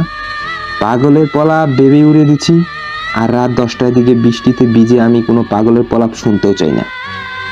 সাদমান ফিরে যেতে নিলেই তার শার্টের কলার ধরে ঘুরিয়ে নিয়ে নিজের গাড়ির সাথে চেপে ধরল আরিয়ান। রক্ত গরম চোখে তাকিয়ে আছে সাদমানের দিকে, চিৎকার করে বলে উঠল, আমি মস্করা করছি না, মিশর থেকে দূরে থাক। ঠান্ডা মাথায় বোঝাতে এসেছি। সহজ কথা সহজভাবে না বুঝলে কিন্তু আরও অনেক উপায় আমি জানি। আমি কিন্তু জানে মেরে ফেলবো তোকে বললাম। কয়েক মুহূর্ত আরিয়ানের দিকে তাকিয়ে হেসে উঠল সাদমান। সেই হাসির শব্দ প্রবল থেকে প্রবলোত্তর হচ্ছে। আরিয়ান চোখ কুঁচকে তাকিয়ে আছে সাদমানের দিকে। বেশ কিছুক্ষণ হেসে নিজের হাসি থামালো সাদমান। বাম ব্রু উঁচু করে নিজের শার্টের কলার দিকে তাকালো, যেখানে আরিয়ান 2 হাতে চেপে শক্ত করে ধরে আছে। নিজের 2 হাত দিয়ে জারা দিয়ে আরিয়ানের 2 হাত কলার থেকে ছাড়িয়ে নিল সাদমান। আমাকে কি দেখি স্কুল কলেজে পড়ুয়া নিব্বা মনে হয়? আমাকে হুমকি দিতে আসিস? আব্দই, এতক্ষণ যাবৎ ভদ্রভাবে আপনি করে সম্বোধন করে কথা বললাম, সেটা ভালো লাগেনি বুঝি? এত ভদ্রতা তাহলে আর বজায় রেখে লাভ কি? কুকুরের পেটে যেমন ঘি হজম হয় না, তোরও ঠিক তেমন ভাবে ভালো ব্যবহার করা হজম হচ্ছে না। শুন, তোর এই রাগ নিজের পকেটে পুরে রাখ। যাদের সাথে রাগ দেখানোর হেডম থাকে তাদের সাথে দেখাবি, যার তার সাথে রাগ দেখাতে আসলে উল্টো কেলানিও খেতে পারিস। আমার রাগের কিছুই দেখিসনি এখনো, দেখতেও যাস না। চন্ডালের রাগের থেকেও অধিক। সাদমান কিছু বলতে যাবে তার আগেই ফোন বেজে উঠল তার। পকেট থেকে ফোন বের করে বাম হাত দিয়ে ফোন ডেকে নাম্বারটা একবার দেখে নিল সাদমান। ভেবেছিল তার আম্মু ফোন করেছে, কিন্তু দেখা যাচ্ছে আম্মু নয়, বরং মিসরাত ফোন করেছে। এই ব্যাপারটা আরিয়ানও খেয়াল করলো। খেয়াল হতেই দপ করে যেন রাগটা মাথায় জ্বলে উঠল আবার। মিসরাত বারবার এই ছেলেকে কেন এত গুরুত্ব দেয়? তাকে ফোন দেওয়া তো দূরের কথা, সে ফোন দিলেও সেটা কেটে দেয়। বৃষ্টির মধ্যে দাঁড়িয়ে থেকে কথা বলা সম্ভব নয় বলে রাস্তার ডান পাশে থাকা একটা টিনের ছাউনির নিচে গিয়ে দাঁড়ালো সাদমান। আরিয়ান তার পিছু পিছু গেল সেখানে, যেটা হয়তো সাদমান লক্ষ্য করেনি। বৃষ্টির শব্দ অনেক বেশি বিদায় সাদমান ফোন রিসিভ করে ফোনে স্পিকার অন করলো। সে কিছু একটা বলতে যাবে, তার আগেই শুনতে পেল মিসরাতের ক্রনন্দরত কণ্ঠ। সাদমান, অনেক বড় বিপদে পড়েছি সাদমান। আমি জানি তুমি হয়তো ব্যস্ত, কিন্তু প্লিজ বসকে কিছু একটা বলে দ্রুত বাসায় আসো। আমি খুব অসহায় বোধ করছি সাদমান। এতটা অসহায় কখনো নিজেকে মনে হয়নি এই জীবনে। মিসরাত, শান্ত হও প্লিজ, কান্না থামাও। আমাকে ধীরে সুস্থ বলো কি হয়েছে। আমি অফিস থেকে বের হয়ে গেছি অনেক আগেই। তুমি শুধু আমাকে এই সমস্যাটা বলো। আম্মুকে নিয়ে আমি বের হয়েছিলাম সাদমান, কিন্তু বেশি দূর যেতে পারিনি। কোনো গাড়ি পাচ্ছি না, তাই হেঁটে যাচ্ছিলাম। পুরো রাস্তা অন্ধকার, পাড়ায় ইলেকট্রিসিটি নেই। ফোনের ফ্ল্যাশ লাইট অন করে সামনে আগাচ্ছিলাম আমি আর আম্মু, কিন্তু আম্মু সামলাতে পারেনি নিজেকে। কিছু দূর গিয়েই ইট বা পাথর কিছু একটার সাথে পায়ে ধাক্কা খেয়ে পড়ে গিয়েছে রাস্তায়। হাতের চামড়া উঠে গিয়েছে অনেকটুকু, মাথার বাম পাশে কেটে গিয়েছে। মাঝ রাস্তা থেকে আম্মুকে নিয়ে ফিরে এসেছি। এখন কোনো মতে ড্রেসিং করিয়ে দিয়েছি, কিন্তু আম্মু অসুস্থ হয়ে পড়েছে চিন্তায় চিন্তায়। আমি নিজেকে এতক্ষণ যাবৎ শক্ত রাখলেও এখন আর পারছি না সাদমান। মিসরাত, কি হয়েছে সেটা বলবে তো।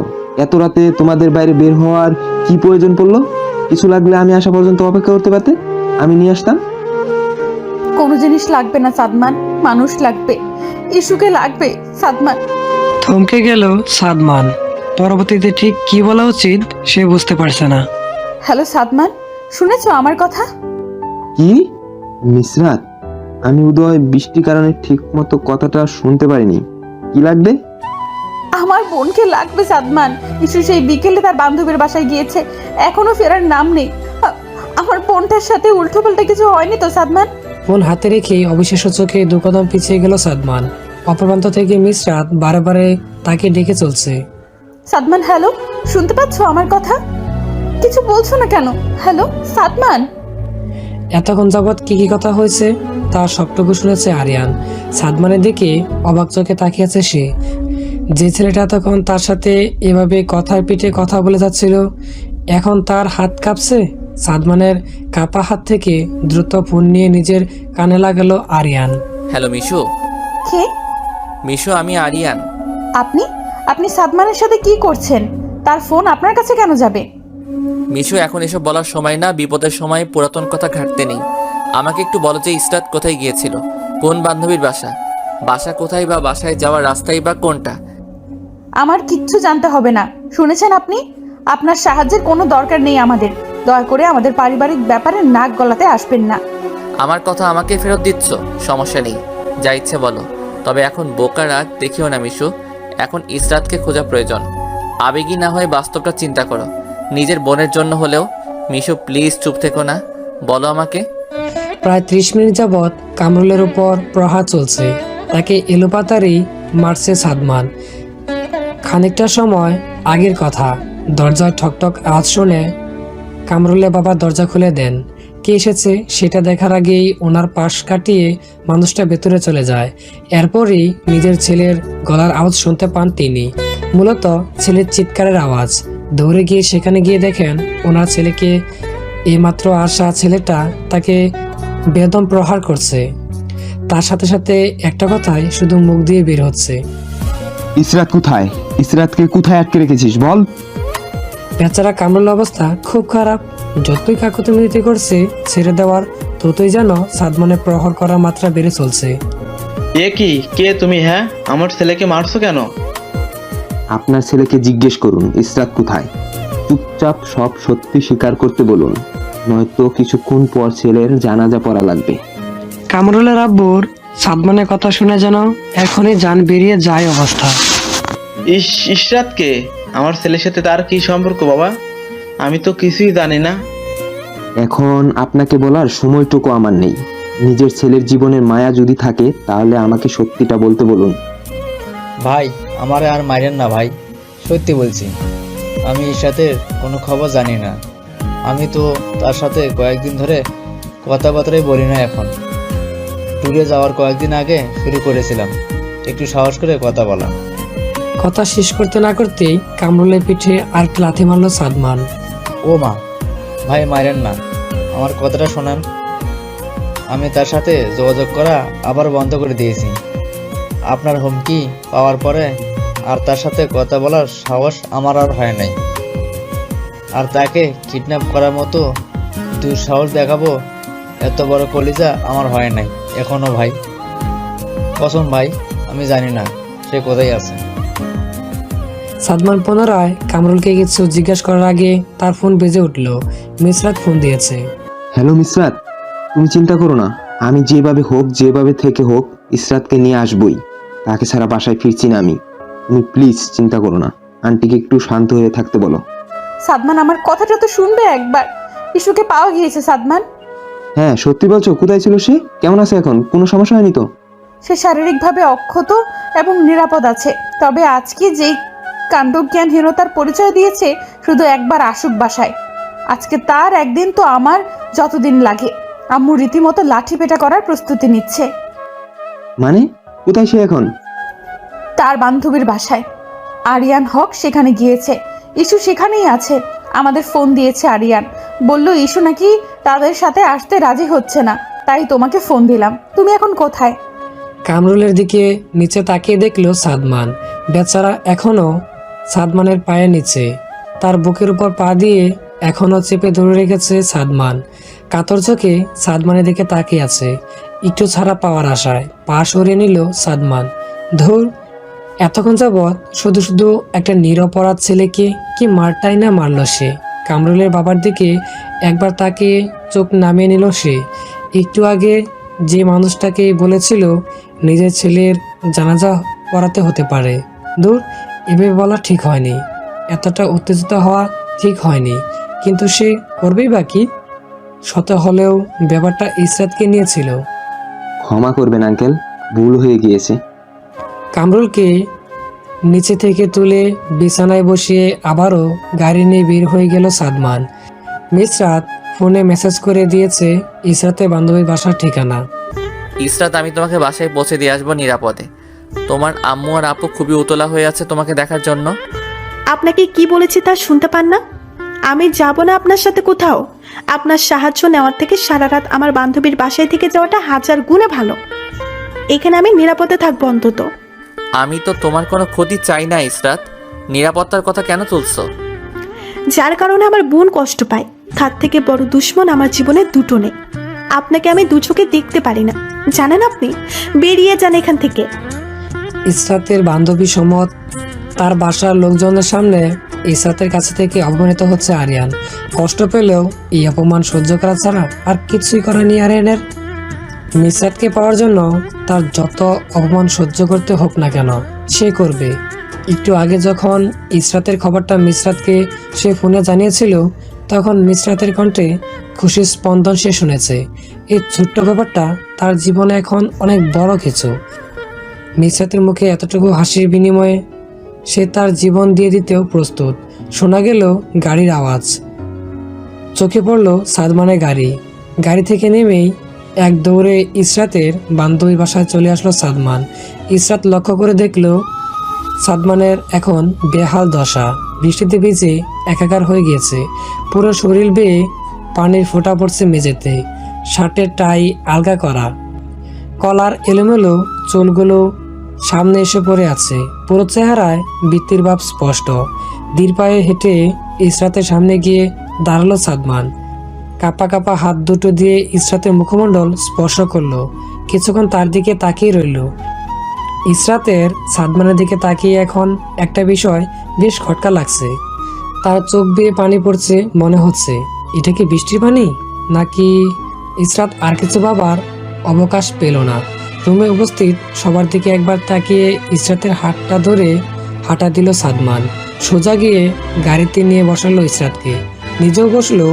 ইসরাত চলে যাওয়ায় আরিয়ানও নিজের গাড়িতে উঠে চলে গেল। এতক্ষণ শুধু ইসরাতের জন্যই দাঁড়িয়েছিল। গাড়িতে উঠে বসার পর তার আরেকটা দৃশ্য বারবার মাথায় ঘুরপাক খেতে লাগলো। ইসরাতের খবর শুনে সাদমান এরকম অদ্ভুত ব্যবহার করছিল কেন? তার হাত কাঁপছিল কেন? এখন আবার এখানে এসে ইসরাতকে এভাবে স্পর্শ করছিল কেন?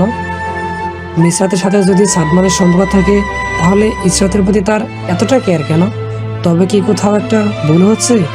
ফোন বেজে উঠল আরিয়ানের। আরাব, আমি খুব কনফিউশনে পড়ে যাচ্ছি রে।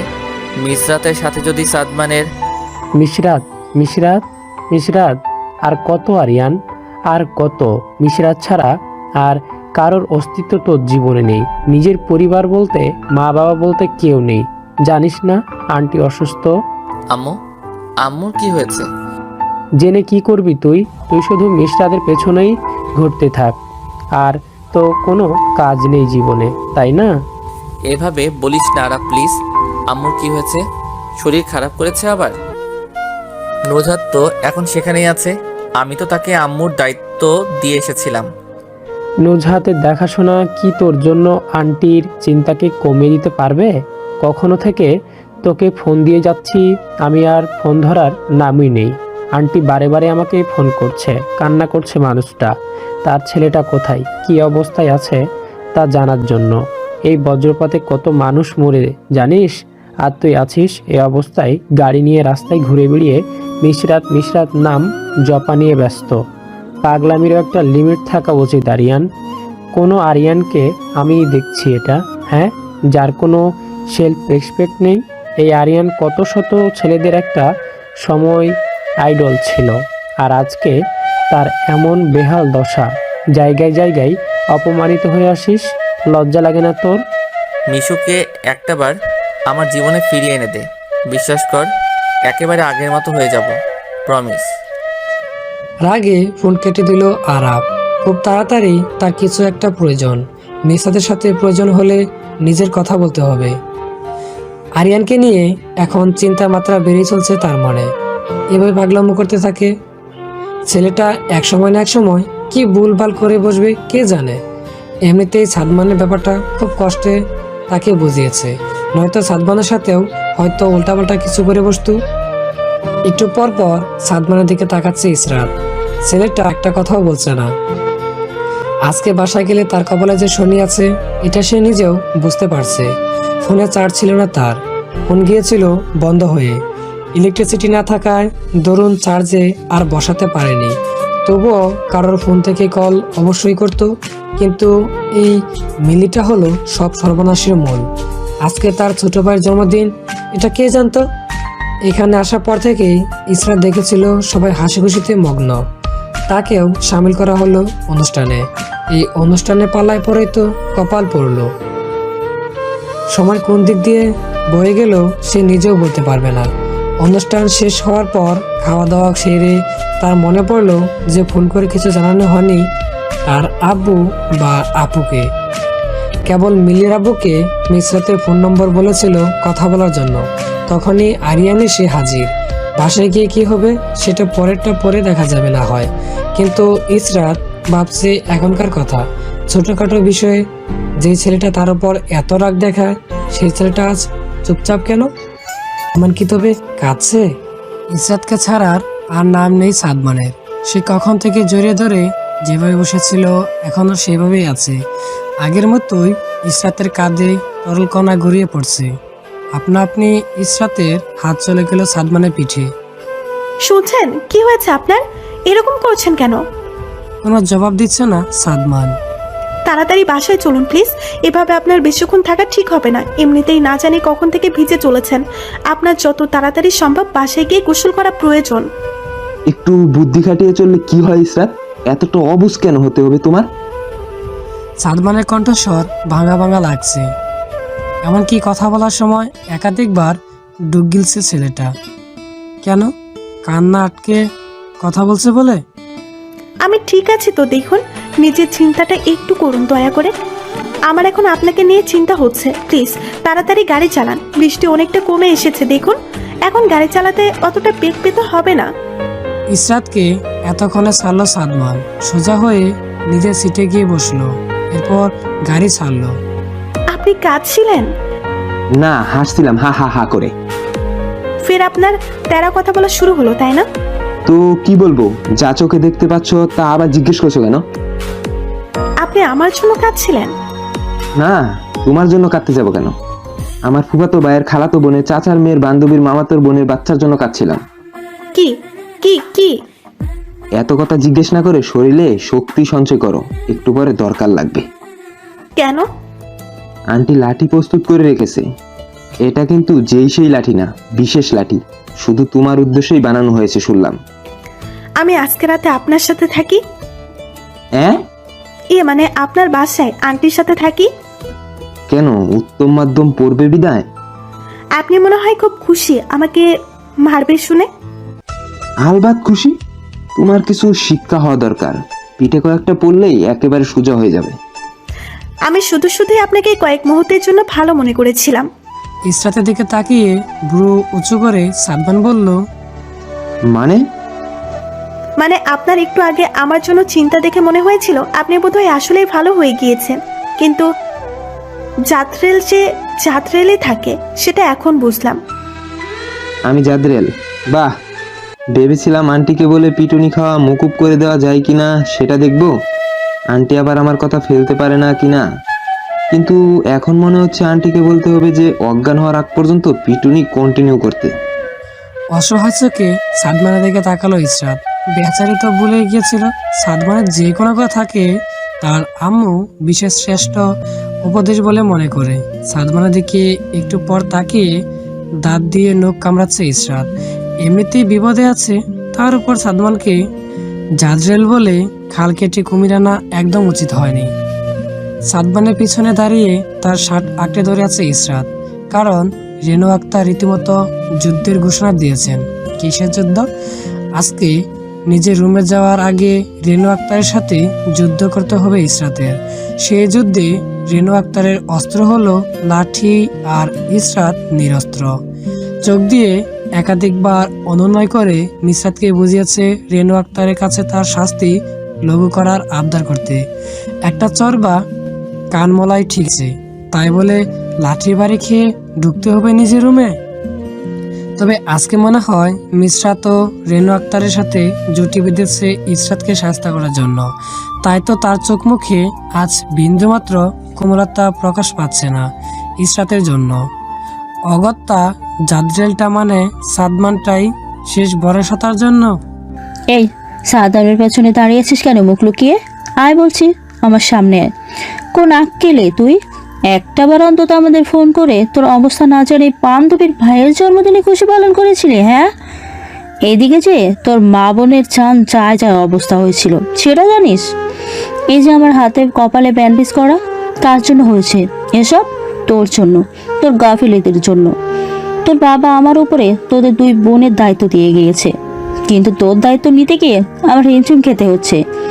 এই তো 2-3 দিন বাদে তোর আব্বু আসছে, আসলেই বলবো হয় নিজের দায়িত্ব তোকে রাখতে, নয়তো বিয়ে শাদী করে স্বামীর হাতে তুলে দিতে। তোর মতো বাদরকে নজরে রাখা আমার কর্ম না। সাদমানের পেছন থেকে মিনমিনিয়ে গলায় ইসরাত বলল, আম্মু এইবারই প্রথম আর এইবারই শেষ, আর কখনো হবে না আম্মু, প্লিজ মাফ করে দাও এবারের মতো। ও আপু, কিছু বলছিস না কেন? তোর আপু আজকে কিছুই বলবে না, সব বোঝাবো আজকে তোর সাথে আমার। এসব সামনে আয় বলছি, না তো ঘা ধরে টেনে নিয়ে আসবো। সাদমানের শার্ট আরো শক্ত করে আঁকড়ে ধরল ইসরাত। হাবভাবে তো ইসরাতের মনে হচ্ছে না এই জাদরেল তার জন্য কিছু করবে, বরং মনে হচ্ছে তাকে দেওয়া জাদরেল উপাধির সার্থকতা প্রকাশ করাতে দৃঢ় আগ্রহে মুখিয়ে আছে। আপা কি শুরু করলেন বলেন তো? এই রাতের বেলা বৃষ্টি বাদলের সময় মেয়েটা বাসায় ফিরে এসেছে, কোথায় তাকে তাড়াতাড়ি বাসায় নিয়ে যাবেন তা না, আপনি উল্টো বকাবকি করছেন। কাজটা কিন্তু ঠিক হচ্ছে না আপা। ব্যাস, আর পাইকে ইসরাতকে? এই তো পেয়ে গিয়েছে আশকারা পাওয়া মানুষ। পারভিন সুলতানাকে দেখেই একটা হাসি ফুটলো ইসরাতের মুখে। সাদমানকে ছেড়ে এবার পারভিন সুলতানের কাছে চলে গেলেন ইসরাত।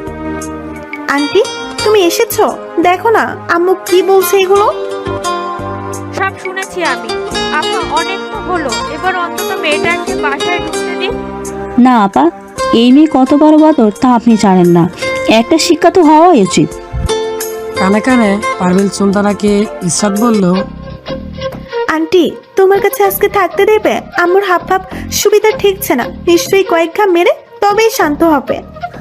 এই তুই পারবি না, পার কানের কাছে কি ফিসফিস করছিস?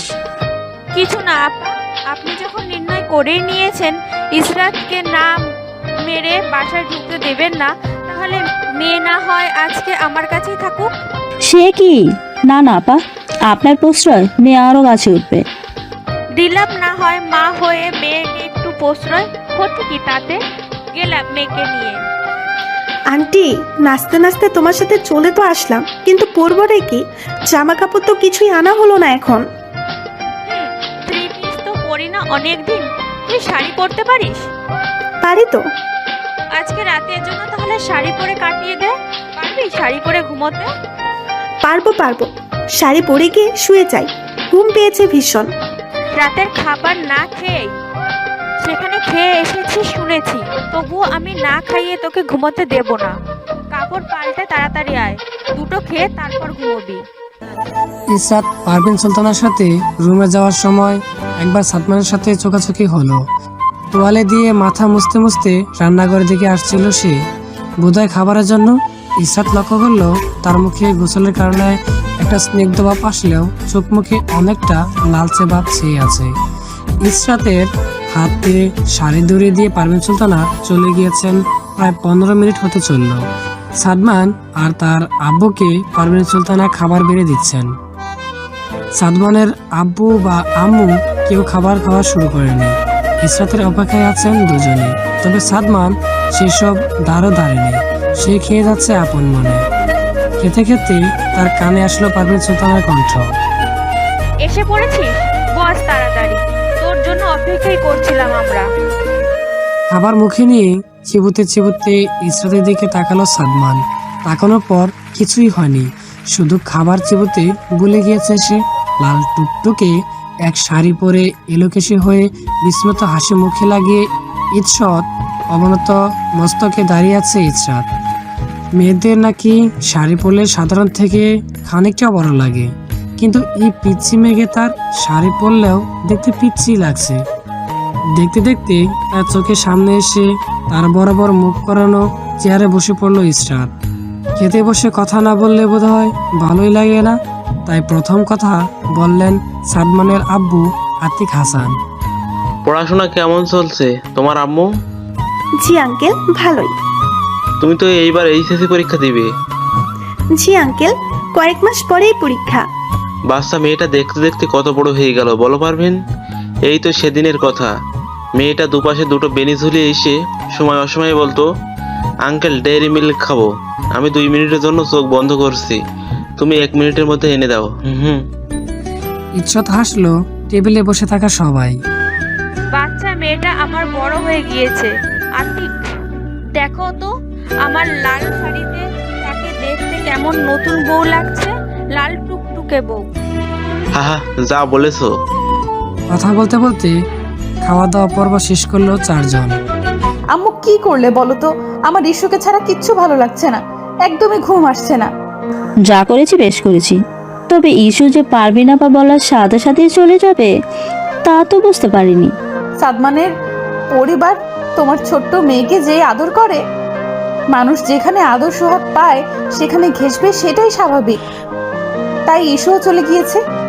আচ্ছা, যা হয়েছে হয়েছে, এখন ঘুমা তুই। এদিক সেদিক করতে করতে মিসাতে রাত পার হয়ে যাচ্ছে। ঘুমের ছিটাফোঁটা চোখে নেই তার। জড়িয়ে ধরে ঘুমানোর মতো মানুষটা চুলে বিলি কেটে দিতে দিতে গল্প শোনানোর মতো প্রাসঙ্গিক বা অপ্রাসঙ্গিক কথা নিয়ে বকবকে করা মানুষটা তার সাথে নেই যে আজ। আরও কিছুটা সময় অতিবাহিত হওয়ার পর মিসরাতের ফোন বেজে উঠল। আননোন নাম্বার থেকে ফোন এসেছে বিদায় মিসরাত 3 বার রিং হওয়ার পরেও রিসিভ করলো না। 4 বারের সময় ফোন কানে লাগালো। হ্যালো, আমি কি মিসরাতের সাথে কথা বলছি? মিসরাত বিনতে শোয়েব। জি বলছেন, কে আপনি? আপনি আমাকে হয়তোবা নাম বললে চিনবেন না, চেনার কথাও না, কখনো আমার সাথে দেখাও হয়নি। আমি আরাব ইসলাম, আরিয়ানের বন্ধু। পুরো কথা শুনে মিসরাত কিছুক্ষণ চুপ ছিল। এরই মধ্যেই আরাব বেশ কয়েকবার অবপ্রান্ত থেকে মিসরাতকে ডেকে গিয়েছে, সেসবের উত্তর সে দেয়নি। হুট করে বলে বসলো, আপনার বন্ধু আরিয়ান হকের আর খেয়ে দিয়ে কোনো কাজ নেই, তাই না? যেই দেখলো নিজে আমার কাছে পাত্তা পাচ্ছে না, অমনি সঙ্গে সঙ্গে সঙ্গে সাঙ্গপাঙ্গ দিল তো পেছনে। দেখুন, আরিয়ান আমাকে ফোন দিতে বলেনি আপনাকে, আমি নিজে থেকে আপনাকে ফোন দিয়েছি। তার পেছনে যথেষ্ট কারণও আছে। আমি সবগুলো খুলে বলছি আপনাকে। ফোন কি আপনি রাখবেন না আমি? জি। বললাম ফোনটা কি আপনি রাখবেন নাকি সেই দায়িত্ব আমার পালন করতে হবে?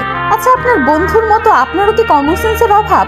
মানে ভাবলেন কি করে যে আমি আপনার কথায় এতটুকু গুরুত্ব দেব? কে আপনি? চিনি না জানি না এমন কেউ, তাও আবার এমন একজনের বন্ধু বলে নিজেকে প্রথমেই সম্বোধন করলেন যে আপনার বাকি আর কোনো কথা শোনার মতো ইচ্ছা আমার চলে গিয়েছে। আপনার যে বন্ধুকে আমি চিনি জানি তার কথাই যখন শুনছি না, তাহলে আপনি কে ভাই? আপনার কথা আমি কেন শুনতে যাব? কথাটা আপনার শুনতে হবে মিশরাত। আমি আপনাকে প্রথম থেকে সবকিছু বুঝিয়ে দেওয়ার জন্য একটু কথা বলতে চাইছি। আপনার বন্ধু হয়ে সাফাই গাওয়া মানেই বুঝি আমাকে সবকিছু বুঝিয়ে বলা? সরি টু সে, আমার এত বোঝাবুঝির দরকার নেই। যা বুঝেছি যথেষ্ট বুঝেছি। আপনি তখন ছিলেন না যে সময়টাতে আরিয়ানের সাথে আমার এরকম সম্পর্কে টানাপোড়েন চলছিল। তাহলে এখন হুট করে এসে যদি আপনি বলেন যে আমাকে শুরু থেকে সব বুঝিয়ে বলবেন, সেটা কি আমি আদৌ বিশ্বাস করব? জি না, করব না, আর করছিও না। প্লিজ ফোনটা রাখুন। প্রথমবার আপনার সাথে কথা বলছি, তাই যথেষ্ট ভদ্রতা বজায় রেখে বলছি। আশা করছি আমার বিরক্তির কারণ হবেন না। অনেক কিছুই আপনার অজানা মিশরাত, অনেক কিছু। একটু আগে বললেন না যে আপনার আর আরিয়ানের মধ্যে অতীতে যা ঘটেছিল তা আমি জানি না। সত্যিই তাই, তবে একটু ভুল আছে। জানি না নয়, বরং জানতাম না হবে। অর্থাৎ আগে জানতাম না, এখন সবই জানি। তবে আপনি অনেক কিছুই জানেন না। অতীত নিয়ে যেটা আমি জানি, আপনি ঠিক ততটুকু সময়ের কথা জানেন যতটুকু সময় পর্যন্ত আরিয়ানের সাথে আপনি ছিলেন। কিন্তু তারপর কি হয়েছিল, কেন হয়েছিল, তার কি কোনো ধারণা আছে আপনার? আমি এখানে একপাক্ষিক কথা অবশ্যই বলতে আসিনি, আমি উভয় পাক্ষিক বিচার করেছি। আমাকে যদি সবটা ঘটনার উপরে মন্তব্য করতে হয় তাহলে অবশ্যই বলবো আরিয়ানের দোষ আছে। কিন্তু কিছু কিছু ক্ষেত্রে আরিয়ানের পরিস্থিতি শেখাচ্ছিল যেটা আপনার অজানা। আপনার জন্য আজকে ছেলেটা এভাবে নিজের পরিবারের কাজকর্ম ছেড়ে পড়ে আছে এখানে প্রশ্ন করতেই পারেন আমি কি বলেছি নাকি যে এমন করতে? না, আপনি বলেননি। কিন্তু কি বলুন তো? সবই ঠিক সময়ে সঠিক কাজটা করতে পারবে না। কোনটা তার জন্য ভুল আর কোনটা তার জন্য সঠিক তা ঠিক সময়ে বুঝতে পারবে না। আরিয়ানের ঠিক সেই অবস্থাটাই হয়েছে। আজকেও আপনার জন্য এই ঝড়ের রাতে গাড়ি নিয়ে ঘুরে বেরিয়েছে। বৃষ্টিতে ভিজে ভিজে ছেলেটা এখন জ্বরে কাতরাচ্ছে। আপনি জানেন সব থেকে আশ্চর্যের বিষয় কি জানেন? এখনো জ্বরের ঘরে সে আমাকে ধরে পড়েছে। মিশুকে এনে দে না আরাপ, আমি আবার আগের মতো হয়ে যাব, প্রমিস। 5 বছর আগের আরিয়ানের ভুলের জন্য আপনি কষ্ট পেয়েছেন, সেই কষ্ট অনেকটা সেরে গেছে। আপনার কথাবার্তায় মনে হয় আরিয়ানকে ভুলেই গিয়েছেন, কিন্তু আরিয়ান আপনাকে ভোলা তো দূর, দিনকে দিন তার আপনাকে পাওয়ার জন্য পাগলামো আরও বেড়েই চলেছে।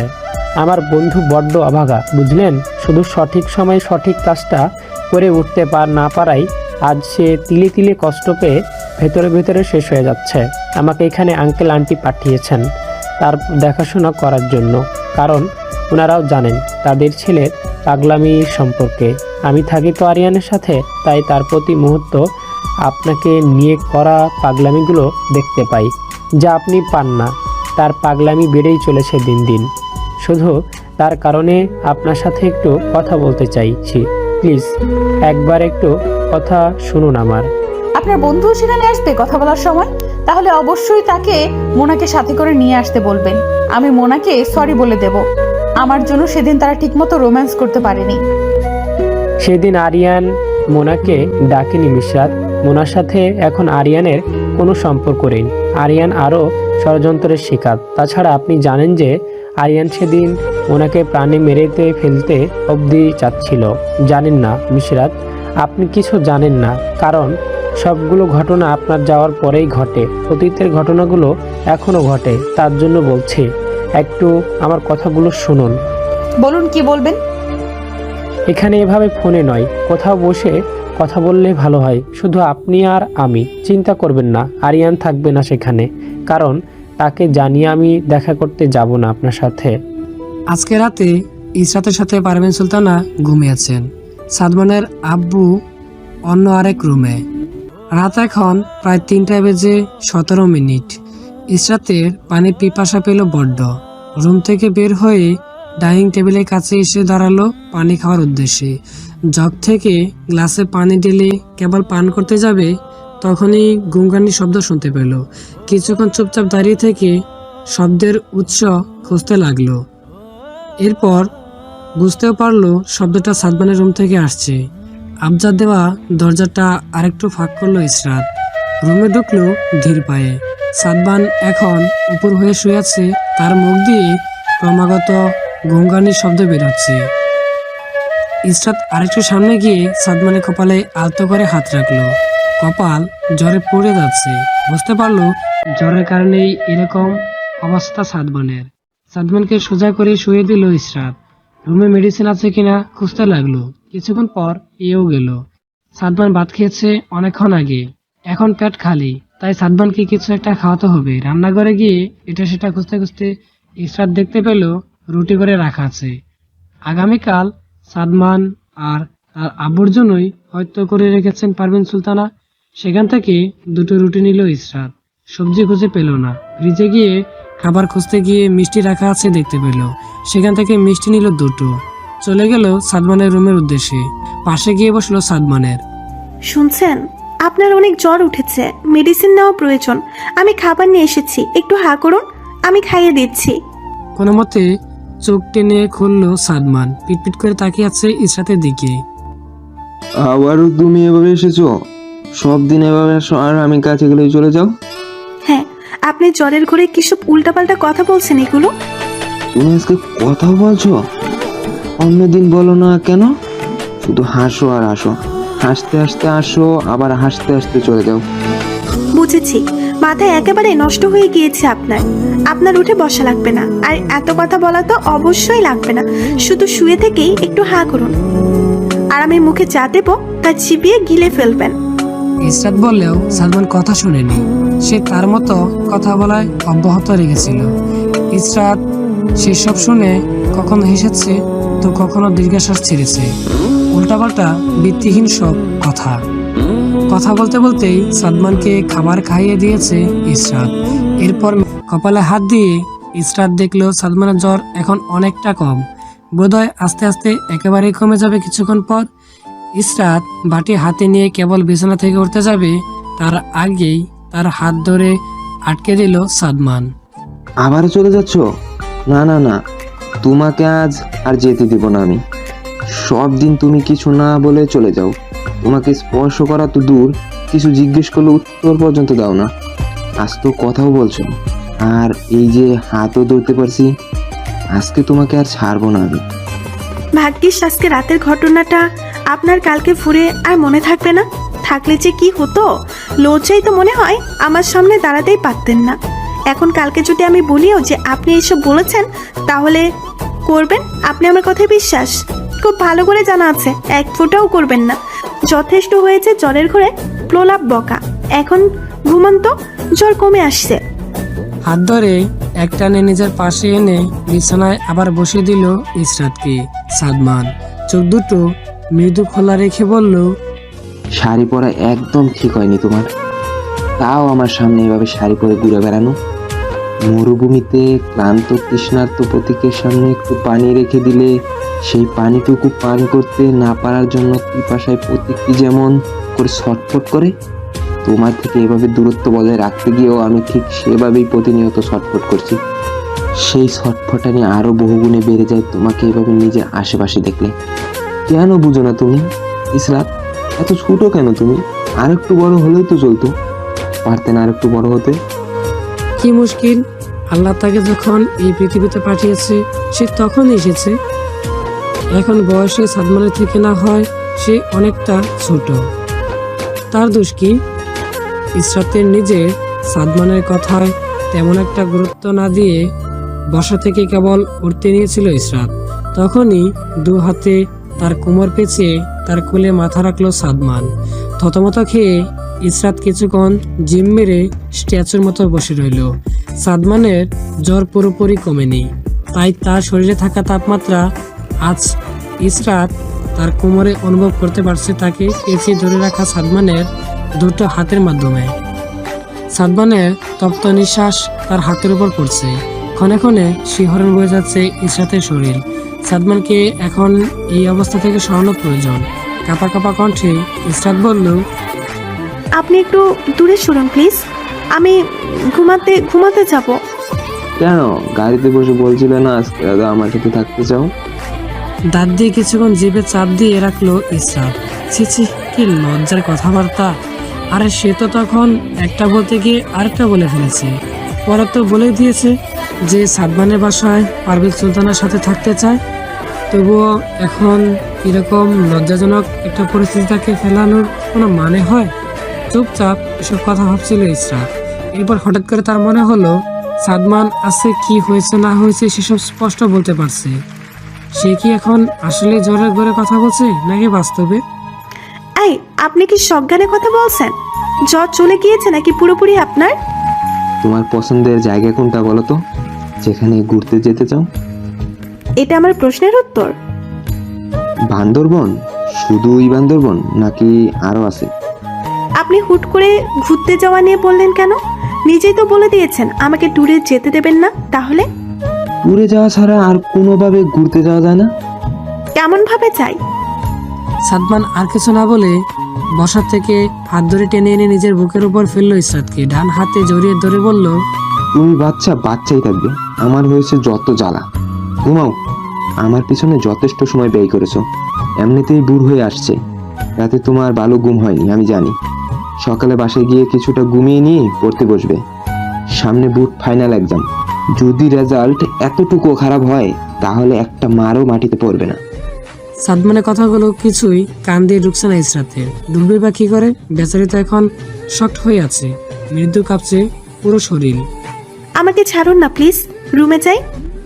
সাদমান কিছুই বলল না, শুধু ডান হাতের বাঁধন আর একটু শক্ত করলো। কিছুক্ষণ নাড়াচাড়া করে ইসরাত বুঝতে পারলো সাদমান তাকে ছাড়বে না। অগত্যা একটা শ্বাস ছেড়ে সেভাবে থেকেই নিজের চোখ বুঝলো ইসরাত।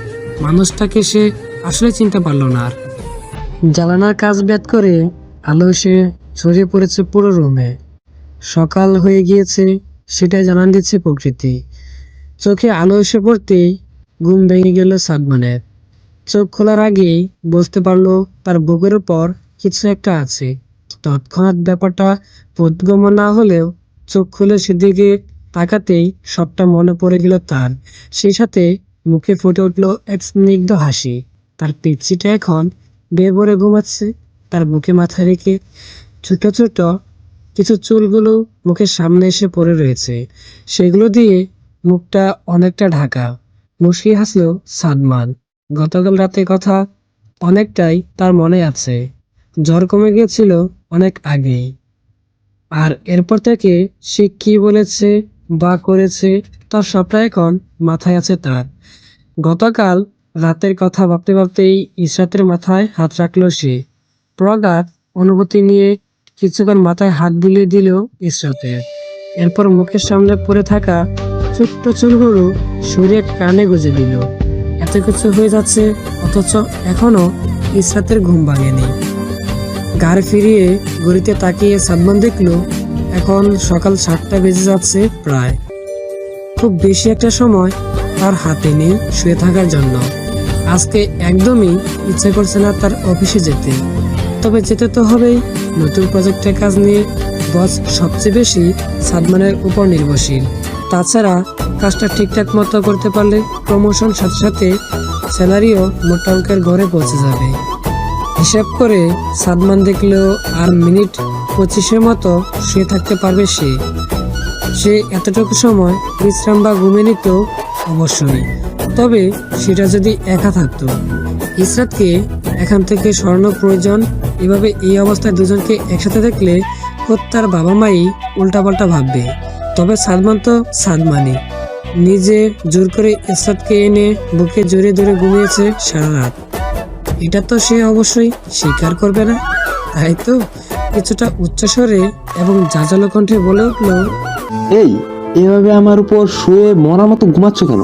বিছানা নেই তোমার? কথাটা শুনেই একটু নড়েচড়ে উঠল ইসরাত। টিপ টিপ করে চোখের পাতা মেলল, ছোট ছোট চোখ করে সাদমানের দিকে তাকালো। এরপর ঘুম জড়ানো কণ্ঠে বলল, কি হয়েছে? কি হয়েছে? একটু নিজের দিকে তাকে দেখো তো, কি অবস্থায় আমার উপর শুয়ে আছো। এভাবে কেউ শোয় নাকি? আরে বাবা, আমিও তো মানুষ। এভাবে ঝাপটি মেরে বুকের উপর শুয়ে থাকলে শ্বাস প্রশ্বাস নিতে থাকতেও তো কষ্ট হয়। ভাগ্য ভালো এখনো জীবিত আছি। চোখ ডলতে ডলতে ইসরাত উঠে বসলো।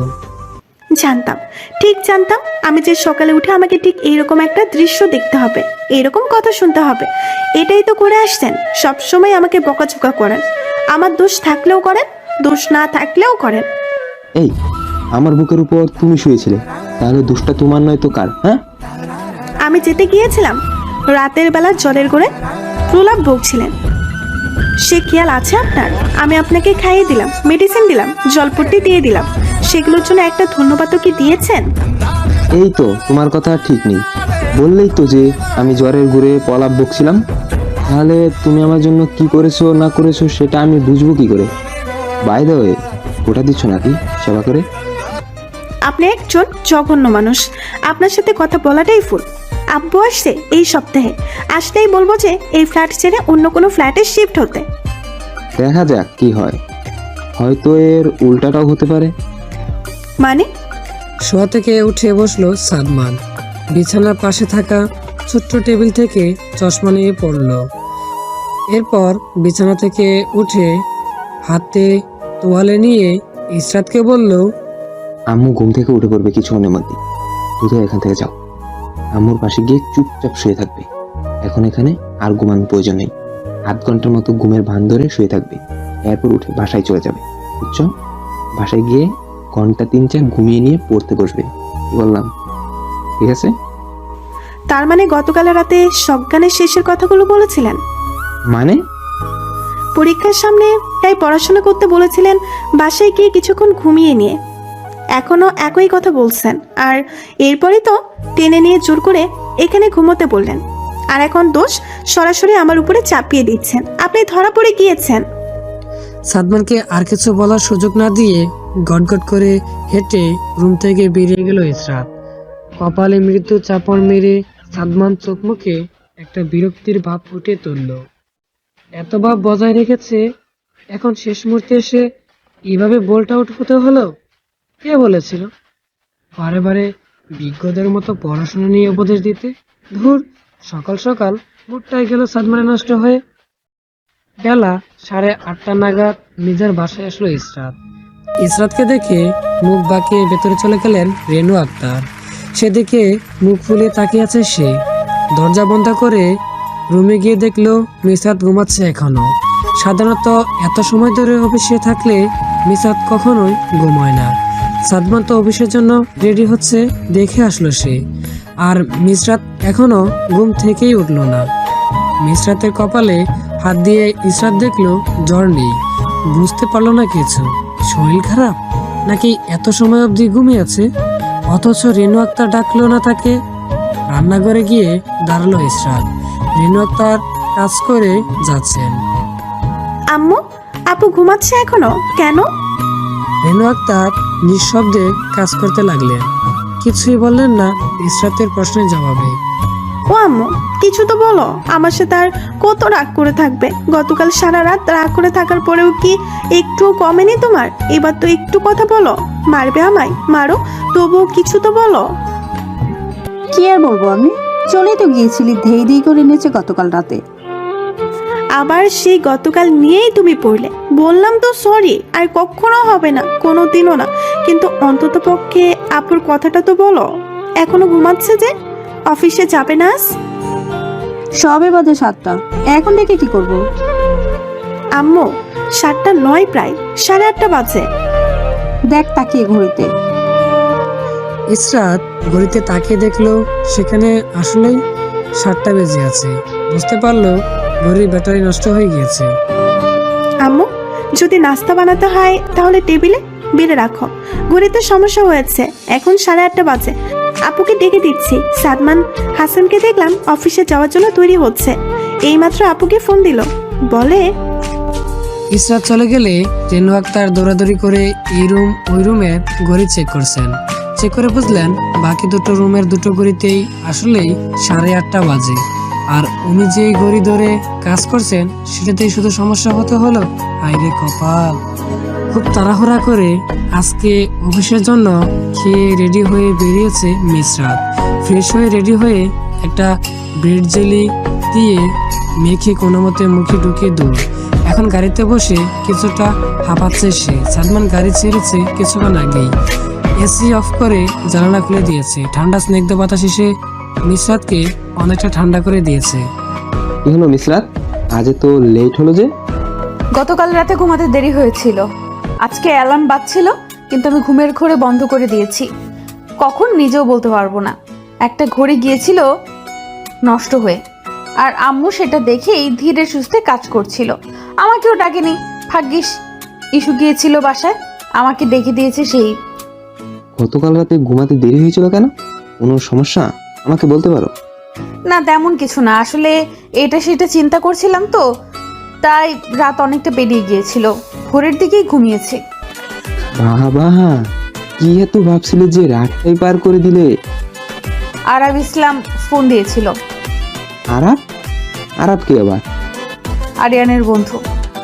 গাড়িতে ব্রেক কষলো সাদমান। চোখ কষকে তাকালো মিসরাতের দিকে। আরিয়ানের বন্ধু তোমাকে ফোন কেন দিল? এখন নিজে না পেরে বন্ধুকে ধরলো তোমাকে বিরক্ত করার জন্য? সেটা আমিও বলেছি ওই ছেলেকে, কিন্তু সে বলল। সে কি বললো না বললো সেটা পুরোপুরি মাথা থেকে ঝেড়ে ফেলে দাও। এসব ভেবেও লাভ নেই। আরিয়ানের বন্ধু আরিয়ানের হয়েই কথা বলবে, সেটা তো তোমার অবুঝ বোন ইসরাতও বুঝে, আর তুমি বুঝো না? সব কথায় ঘুরে ফিরে ইস্যু চলেই আসে, তাই না সাদমান? অপর পাশে ফিরে মুখ চেপে হাসছে মিসরাত। মজা নিচ্ছ? হ্যাঁ, না না, মজা কখন নিলাম, যা সত্যি তাই বললাম আর কি। বান্দা, তুমি মুখে শুধু নাই করে গেলে, দিলে তোমার কি চলে সেটা তো আমি এখন বুঝি। আমার ভাবতেই দারুণ লাগছে জানো, আমার বোনের সাথে আমার বেস্ট ফ্রেন্ডের জুটি। ওয়াও, অসাধারণ। আমতামতা করে সাদমান বলল, একটু বেশি বুঝো তুমি। এসব কিছু না, শোনো, মেইন পয়েন্ট থেকে দূরে সরে যাচ্ছি আমরা। আসল কথা হলো তুমি ওই আরাপ না কি যেন, তার কথা ধরতেও যেও না, এসব ইগনোর করে যাও। সেটা আমিও করছিলাম, কিন্তু আরাব বলল অতীতের কিছু সত্য নাকি উন্মোচন করতে চায় আমার কাছে। এমনকি এটাও বলেছে সেদিন নাকি মোনাকে আরিয়ান জানে মেরে ফেলতে নিচ্ছিল, ওই যে আমরা চলে এসেছিলাম রেস্টুরেন্ট থেকে। তারপর ওই ছেলেও বললো আর তুমিও বিশ্বাস করে ফেললে। হাসালে। আরে এগুলো আরিয়ান হকের নিত্য নতুন ধান্দা তোমাকে ফাঁদে ফেলার। যেই মুনার সাথেই এখনো সম্পর্ক রেখে চলেছে, যেই মুনার সাথেই সেদিন তাকে ওয়াশরুমে এতটা কাছাকাছি অবস্থায় দেখলে, সেই মুনাকে সে জানে মেরে ফেলতে যাবে। পাগলেও তো এসব গাঁজাখুরি কথা বিশ্বাস করবে না। তুমি জানো গতকাল রাতে কি হয়েছিল? হ্যাঁ, তাই তো, সেদিনের কথা তো আমি ভুলেই গিয়েছিলাম। আরিয়ান তোমার ফোন দিয়ে কথা বলেছিল, তোমার ফোন তার কাছে কিভাবে গেল? তাহলে শোনো, প্রথম থেকে বলছি তোমাকে সবকিছু। হ্যালো মিসরাত, আপনি আমার ফোন রিসিভ করেন না কেন? ও, তাহলে অন্য আরেক নাম্বার থেকে ফোন করে এখন আপনিও বিরক্ত করা শুরু করেছেন আমাকে? আশ্চর্য, বিরক্ত কখন করলাম? আপনি কথা দিয়ে কথা রাখেননি, তাই আপনাকে ফোন করতে বাধ্য হয়েছে। আর আমার ফোন নাম্বার থেকে ফোন করলে তো রিসিভ করতেন না, তো অন্য নাম্বার থেকে ফোন না দেওয়া ছাড়া আমি আর কি করতাম? আর কখনো কোনো নাম্বার থেকে আমাকে ফোন করবেন না, বুঝেছেন? এই দাঁড়ান, ফোন রাখবেন না। আপনি বলেছিলেন না এই সপ্তাহে আমার সাথে দেখা করবেন? আমি বলেছিলাম না আপনাকে আরিয়ানের ব্যাপারে অনেক কিছু বলার আছে আমার? আপনি তো রাজি হয়েই ছিলেন, তাহলে এখন এমন করছেন কেন? আপনার বন্ধুর মানসিকতা আগেও নিচ ছিল, এখনো নিচই রয়ে গিয়েছে। লজ্জা থাকা উচিত আপনার বন্ধুর। সাদমানের সাথে আমি চলি দেখে এখন তাকেও জিজ্ঞাসাবাদ করতে চলে এসেছে আপনার বন্ধু। সমস্যা কি ওনার? আপনি বিষয়টাকে এত বড় করে দেখছেন কেন? তিলকে তাল করছেন। যে ছেলেটা এখনো দিনরাত এক করে আপনার পেছনে পড়ে আছে আপনাকে পাওয়ার আশায়, সে যদি দেখে অন্য একটা ছেলের সাথে সারাক্ষণ পারলে আপনি সঙ্গ দিচ্ছেন, তাহলে তার রাগ হওয়া কি স্বাভাবিক নয়? তার মনে প্রশ্ন আসা কি অস্বাভাবিক? উনি জোর করে আমার পার্সোনাল লাইফে ইন্টারফেয়ার করছেন আর আপনি সেটাকে সমর্থন করছেন। আসলেই সাদমান একেবারে ঠিক বলেছে, আরিয়ানের বন্ধু তো আরিয়ানের টান টানবে, এটাই স্বাভাবিক। আমিও পাগলের মতো আপনার কথায় বিশ্বাস করে দেখা করার জন্য রাজি হয়েছিলাম। এখন মনে হচ্ছে যাইনি, ভালোই করেছি। আরিয়ান কখনো বিনা কারণে আপনার সাথে বাজে ব্যবহার করেছিল অতীতে? এমনকি কারণ থাকা সত্ত্বেও করেছিল? মানে? হ্যাঁ নাকি না, শুধু সেই জবাবটুকু দেবেন।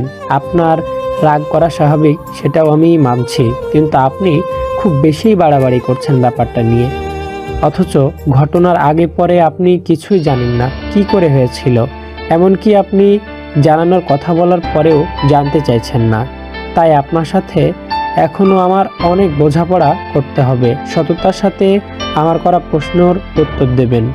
তো চলুন, আরিয়ান আপনাকে যেদিন অপমান করেছিল সেদিন তো করেছিলই, আমিও মানছি, কিন্তু এর আগে কখনো এমন কোনো ব্যবহার করেছিল যার দরুন আপনার বা আপনার পরিবারের সম্মানহানি হয়? এখন তো বলতে গেলে বলতেই হয়, মোনা মেয়ে হিসেবে ভালো না খারাপ সেটা তখন আরিয়ান কেন কেউই বুঝেনি। তার পোশাক হোক বা অন্য কিছু নিয়ে আপনি অনুমান করেছিলেন যে মেয়েটা ভালো না, কিন্তু একটাবার ভেবে দেখুন তো, একটাবার আরিয়ানের জায়গায় নিজেকে দাঁড় করিয়ে ভাবুন। আপনি যাকে পছন্দ করেন তার নামে আপনাকে কেউ আজে বাজে কথা বললে আপনার কেমন লাগবে? আপনার পেছনে জোর করে ঘুরঘুর করলে আপনার কেমন লাগবে? রাগ হবে না আপনার? আরিয়ান কি শুরুতেই আপনাকে কড়া ভাষায় কিছু বলেছিল এটা নিয়ে? বলেনি। যথেষ্ট সংযত ভাষায় শান্ত স্বরে বুঝিয়েছেন, সেটা আপনার বাবার কারণেই হোক আর যে কারণেই হোক। কিন্তু আপনি করলেন কি? ক্রমাগত তাকে বিরক্ত করতে লাগলেন, তার পেছনের আঠার মতো লেগে থাকতে লাগলেন। সব কিছুর আবেগ দিয়ে বিচার না করে বিবেক দিয়ে বিচার করুন। ঠিক একই কাজ যদি অন্য একটা ছেলে আপনার সাথে করত, তাহলে লাগতো না আপনার খারাপ? হতো না মেজাজ গরম? একজনের পছন্দের উপর আপনি জোর করে নিজের পছন্দ চাপিয়ে দিতে চাইলেন, নিজের দোষ দেখলেন না কেন?